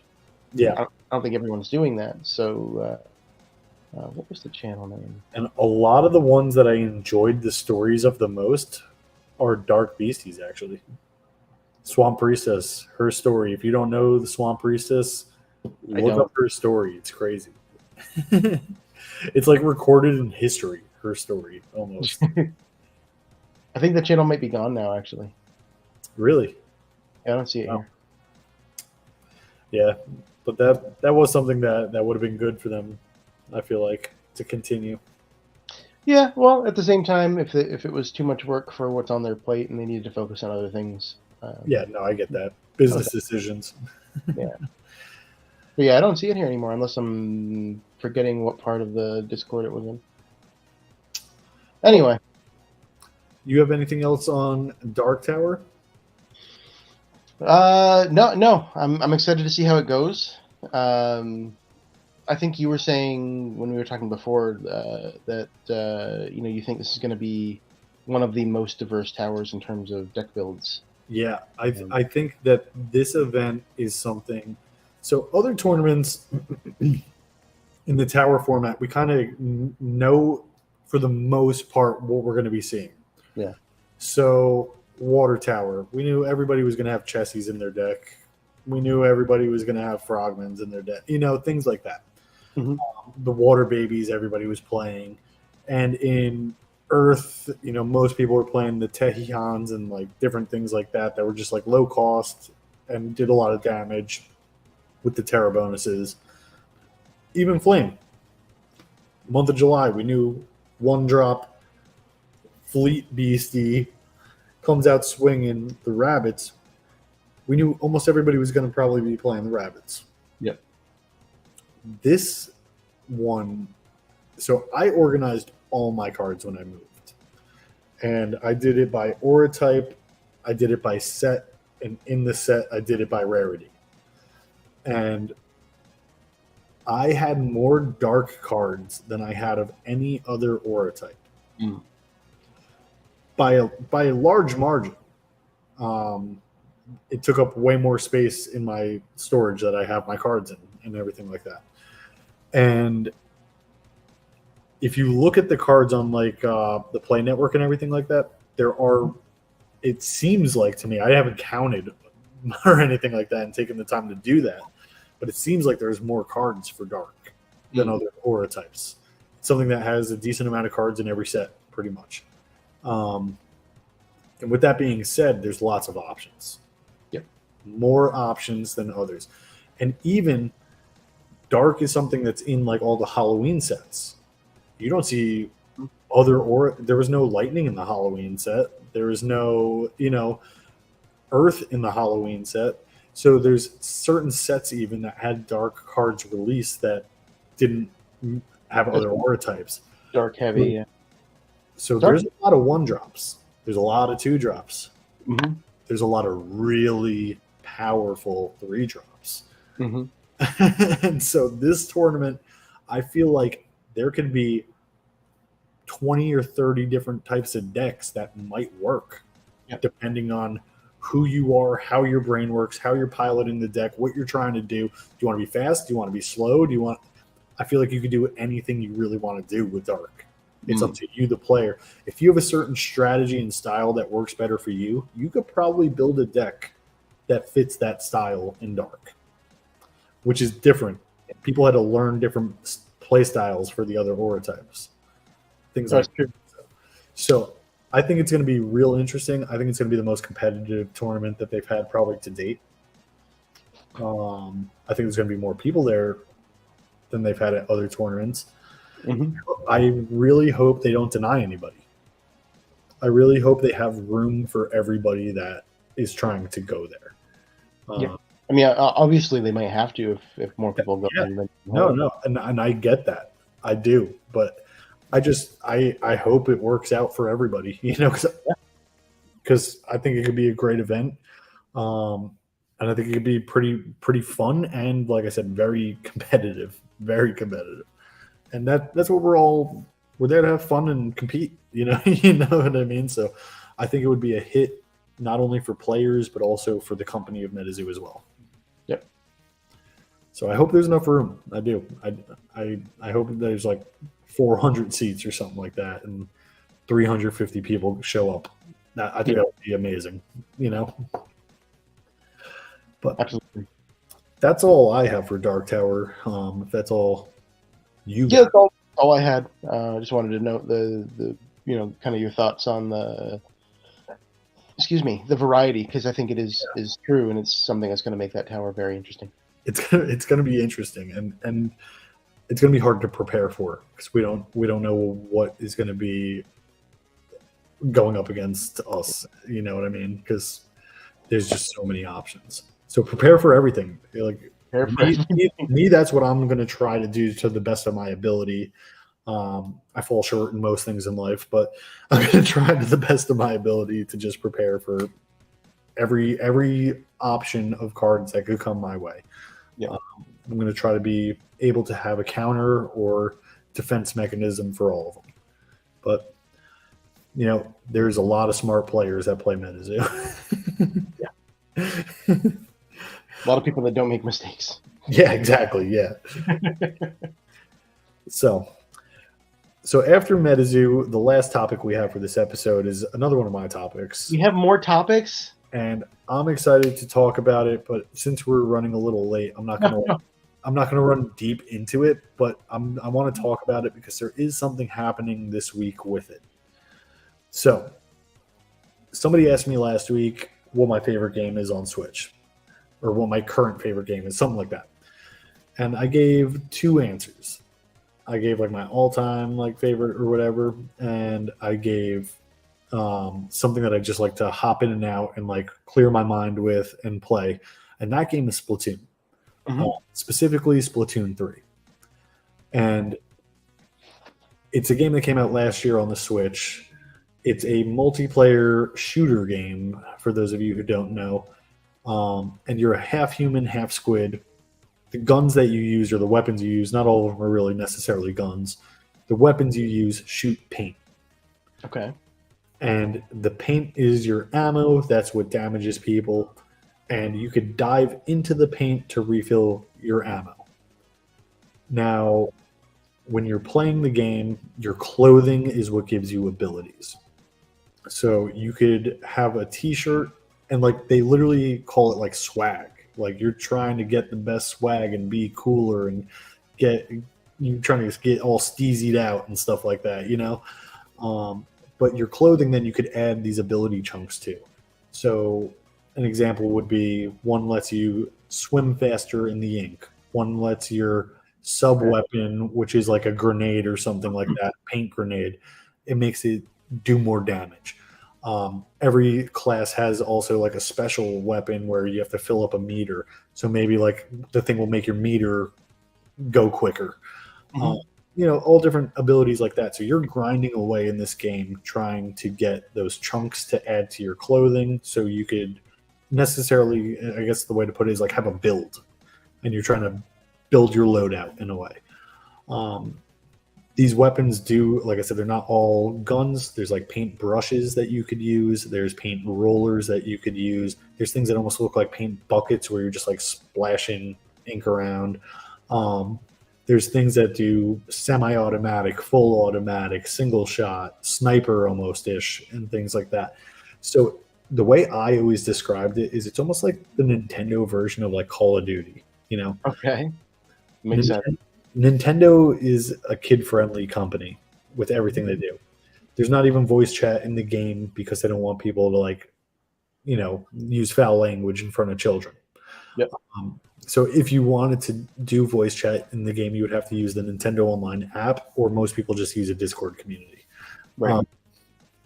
But so the way the game starts out is there's a story mode that you can do. Most people just go to the multiplayer, but if you're new, you know, the story might help you out, learn the game a little bit. And when you go to the multiplayer, you have to play the one game mode until you reach a certain level and you unlock more competitive game modes. So the first game mode is called Turf War. And all Turf War is, and it sounds much easier than what it is, it's which team, it's 4 versus 4 multiplayer, 3-minute rounds, I believe it is, maybe 4 minutes, but I believe they're 3 minutes. Whatever team paints the floor the most wins the game. You're trying to cover up the other team's paint as well as painting the open areas. And you need to make sure you cover your own base too, because if you don't, that's like a losing factor. You're just wasting time. But what people don't realize too is like you're not only painting the floor. You have to kill people on the other team too. It's a shooter game at the core. And if you kill them and it takes like, you know, spawn time, then maybe 5-6 seconds. That's 5 or 6 seconds that they're not painting that you are. Yep. So it's very cutthroat and very competitive, even at like the casual level almost.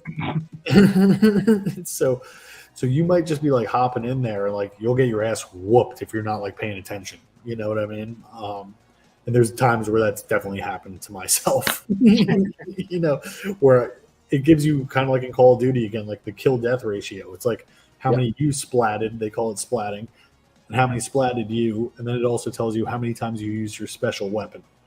And there's times where like I've died like 12 times and I only got like 1 or 2 kills or something. You know, like, sounds about right how I play. Not good for my team. But once you get to level 10, you unlock some other game modes. And these other game modes are now the ranked league, basically. And it works on a time cycle. So like every 2 hours, the game mode changes. One of them is where you have to like collect these clams and you got to get them to like a goal type of thing. So whatever team collects the most of those wins. Then there's another mode where there's like a tower in the center of the map when you start, and you got to get on top of the tower, stay on top of the tower to control the tower, and it moves while you're on it, and you got to get it to like the other team's spawn. There's just like 4 different game modes like that with like a little bit more objective. So you're not in those modes, you're not covering your base. You know what I mean? Because it doesn't matter. You're just like painting a straight line to where you need to go so you could swim in there and get there quicker. Gotcha. But I absolutely love this game. I mainly play just that Turf War. Did you play Splatoon and Splatoon 2? I have not. You jumped in at 3. I jumped in at 3. And the reason being was because I was wanting something that was shooter on Switch. And I've heard good things about some like single player games and stuff like that, but I was really craving like a multiplayer experience because I spoke about it last week in the episode. At core, I was like a Call of Duty player. I played, you know, in like the ranked, whatever it might just be even called ranked. I forget now, but I used to play like in the ranked Call of Duty. I wouldn't play like regular game mode. I would only play in like the ranked modes and stuff like that. And I loved it. I played for hours every night until I got into medicine, pretty much. So once I got into the Switch and everything again, I wanted something that was kind of like that, but for the Switch. I played Apex on the Switch before, which is a fun game, and it actually works well on the Switch, surprisingly. But I'm not that great at Apex, so it's a whole different experience. There's no fall damage. You could fly across the map, so it wasn't what I was going for. I asked some people in the community, and everybody was like, "Yo, try Splatoon out. Try Splatoon out. It's one of the number one games in Japan. It's one of the most competitive games in Japan." Da da da da da. I tried it out. I loved it. Absolutely loved it. And I'm sad that I didn't play the old ones, honestly. But one of the things that I love about the game, even though I kind of contradicted myself earlier, is that if you want to just casually play this game, you can. They're 3-minute rounds. So I think the competitive ones last longer than that, because if one team is winning, it's kind of like the time might stop type of thing, and like let the other team catch up until. So those games maybe last like 5 or 6 minutes, something like that. But they're quick games. So like you can just hop on, play 1 or 2 if you have 15 minutes, and then hop off. Take a bathroom break, bring it with you. Yeah. So I really like that aspect of it. And if you just want to play the turf war in the beginning, it's a little bit calmer than the other game modes where it's just ranked and everybody's just, it's a lot of tryhards. Let's put it that way. Everybody's trying to advance in that game mode. So you could go from, you start out as a C-, then you go to C, C+, and then you have to do some, they call it a series, and you have to win like a best out of 5 series or something like that. And if you don't, you can't advance. You got to retry the series if you still have enough points. But then you go to the B class, then the A class, and then the S class. And then after S class, they just came out with an X series or something like that, where like you can only, it's like the best of the best, and I've only made it to B. So I played hours of this game, got pretty decent at it, I would say, and I have only made it to B. So like you really got to try to like make it far in this game, but you don't have to do that. Like that's only if you want to compete and stuff like that. So most times lately, I just play that turf war game, and I have fun trying out different weapons, and you have to rank up and get these tickets to unlock weapons and things like that. Now, there is another game mode separately, completely as well. I don't remember if you need to unlock it or not. And that is called Salmon Run. So again, you're a half human, half squid. This whole game is based around like sea creatures, things like that. So you are at work. That you are now being hired, and you are trying to earn. There's a lot of different in-game currency. So I compare this game mode, again, just going back to Call of Duty, this is almost like zombies. Okay.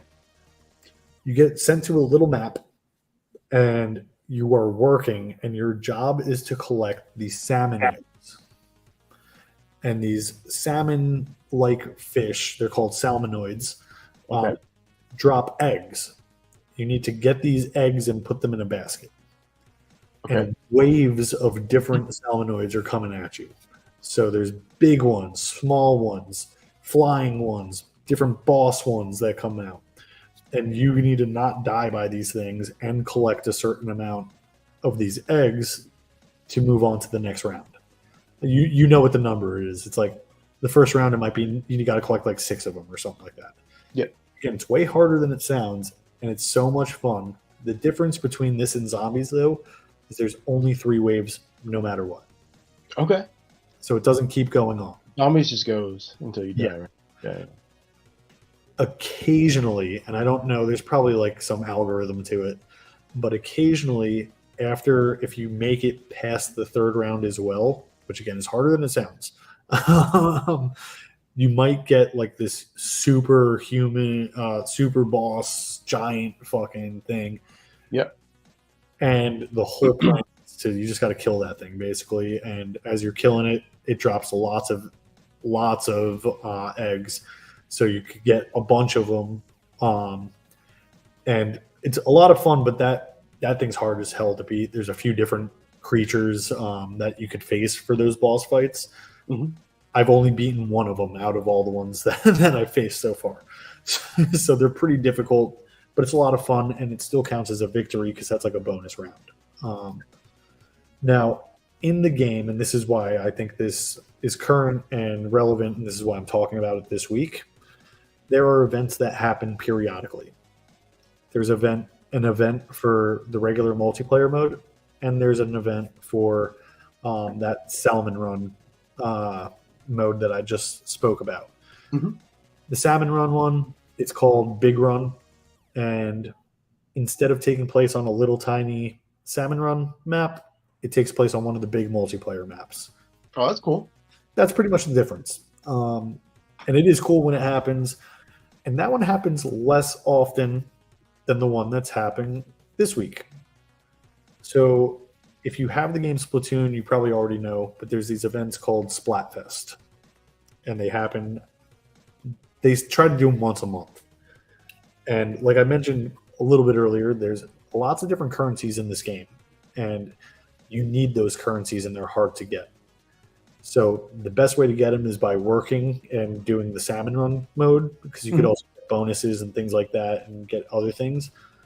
Or you could grind hard, and it takes a long time in multiplayer, because you could fill your clothing up, but it costs some money to get rid of those abilities.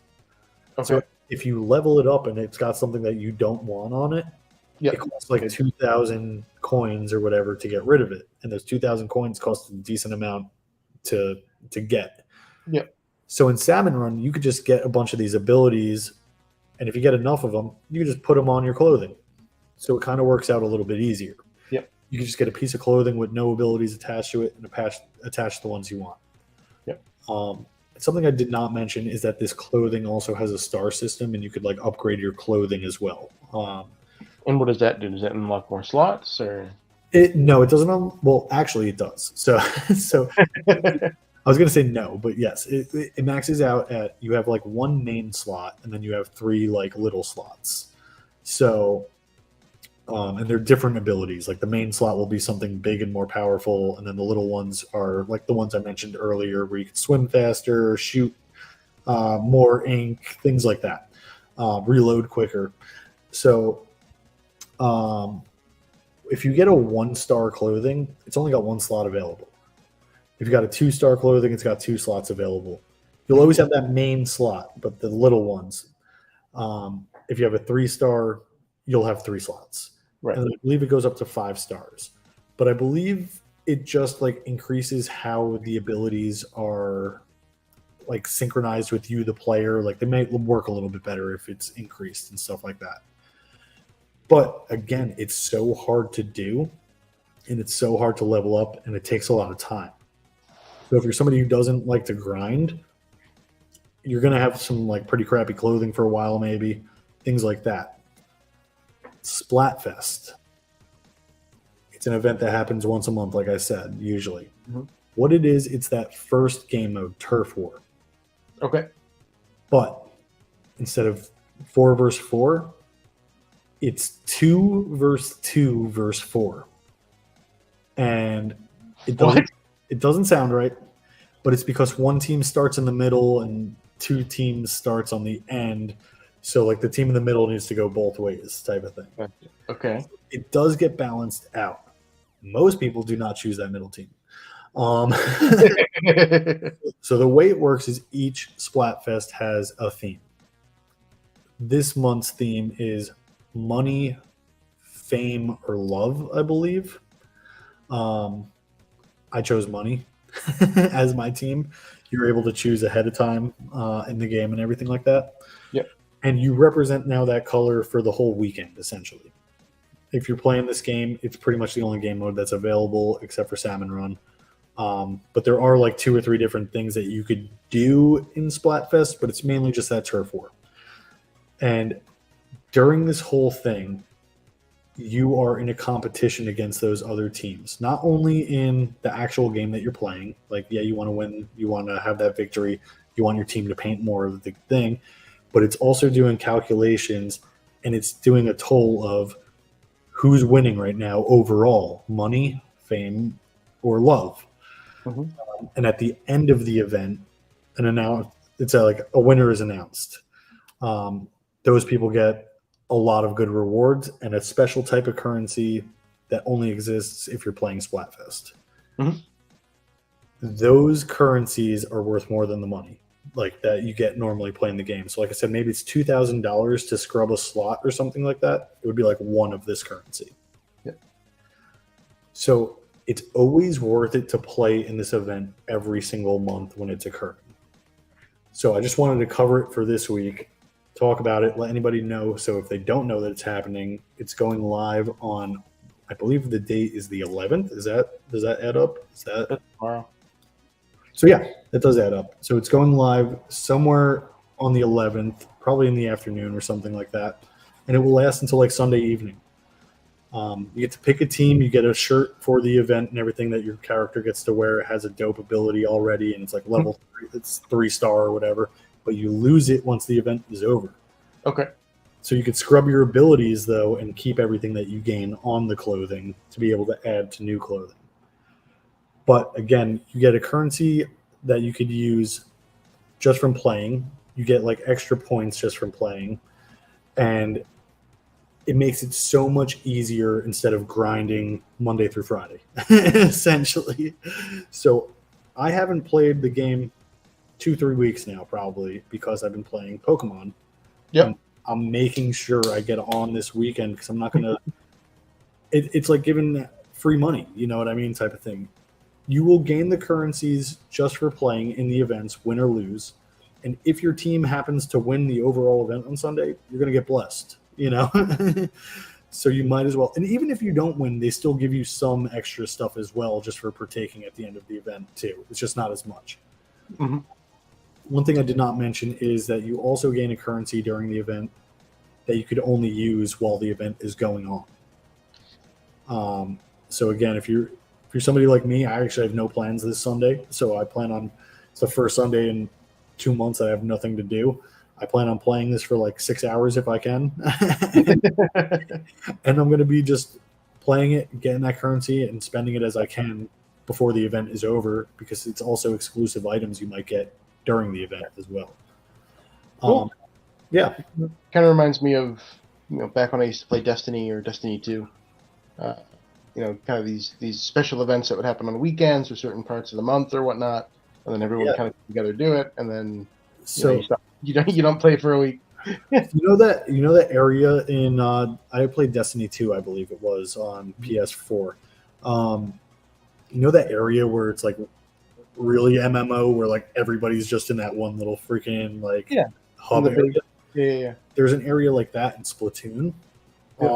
And for these events, they make it almost seem like a Japanese like lights festival type of thing. And what's cool is in Splatoon 2, and I love this, that's where like you could walk into the gun shop and you could walk into like to get new clothes, and you could walk into like all the stores around town. Mm-hmm. But also, I don't do this personally, but I like watching other people's. You could make, I don't know how to describe this. You could like write a message almost like word art style. You could do like pixelated like art and stuff like that, and you could have it go above your character's head. Oh, that's cool. So you could write a message or something like that. Like people write stupid stuff that relate to the game. People write stuff that's related to like current events in the news and stuff like that. Mm-hmm. Like I remember when Elon Musk was doing that whole like Twitter, buying over Twitter and stuff like that. Yeah. And a lot of people like got kicked off of Twitter, and they fired a bunch of people. Like a lot of people had like Twitter's dead as like their as like their thing, but people make art out of it, and I don't know how they do it.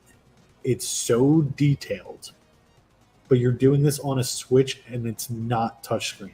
Like to do it, you can't use your touchscreen ability, and people are making like literally detailed art from other games. Like I've seen Link, I've seen like Princess Peach in there.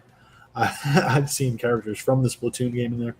And so it's cool to like walk around the city and just like see what people are wearing, because you could also order their clothing to get it at the store like the following day. So it's cool to see what other people are wearing, and it's cool to see their art and stuff like that, or what they want to say and everything. The reason I don't do it is because I don't have a Twitter, and I'm pretty sure you need a Twitter account to do it, and that's why people were saying like the Twitter's dead thing, because it shares it to Twitter at the same time as like going on your Splatoon guide. But yeah, real cool game overall. If you're looking for something to play on Switch that's shooter, it's the only thing that's really like satisfied my my craving, and that's pretty much why I love it so much. But yeah, that's all I got. So that's my ramble. And that's also it for topics for this week. So, Ian, anything you want to say before we close out for this week? Thanks for watching. Keep an eye on Cardboard and Coffee, which is my channel. I should have some more stuff coming up soon. We should be doing a pack battle for Legions of Will. I have been distracted a bit recently by a side project that I can't talk about yet. But I definitely want to get back to doing some content. And just a reminder that Wave 2 of the Nom Nom Proto Packs drops tomorrow at 7 p.m. Eastern Time. Awesome. Yeah, I have Cardboard and Coffee linked in the description below. So if you're not already, go check out his page and subscribe to it. Yeah, the only thing I wanted to say is if you're not subscribed to our page already, make sure that you're subscribed to it. This is a brand new podcast. We're trying to get some following going. So yeah, if you're subscribed to one of our other channels and not this one yet, make sure that you sub to this one. If you're watching this, recorded already, leave us a comment. And if you're not already in our Discord, Caster's Corner, there's a link to that in the description. It's not a hyperlink, unfortunately, but if you go to our About section on the YouTube page, there is a link that you could just click on and get to our Discord. We have a suggestion tab on our Discord. Let us know what you want to see. Let us know any games you want to get covered. In the Discord this week, I asked what game I should play next. I know last week I said I was going to play the next Pokemon Brilliant Diamond that I haven't played yet, but I honestly want to just take a little break and do one game in between.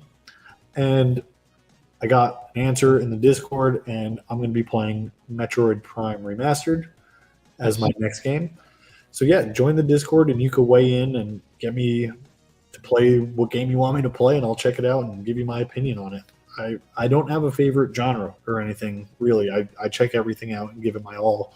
I might give up on it, but I'll check it out, give it my all, play it for a number of hours, and if I like it, I will continue to play it and beat it. So give me suggestions. I'm always looking for more. And that's all we got for this week. So appreciate everybody watching, and we will catch you next week. Thanks for watching.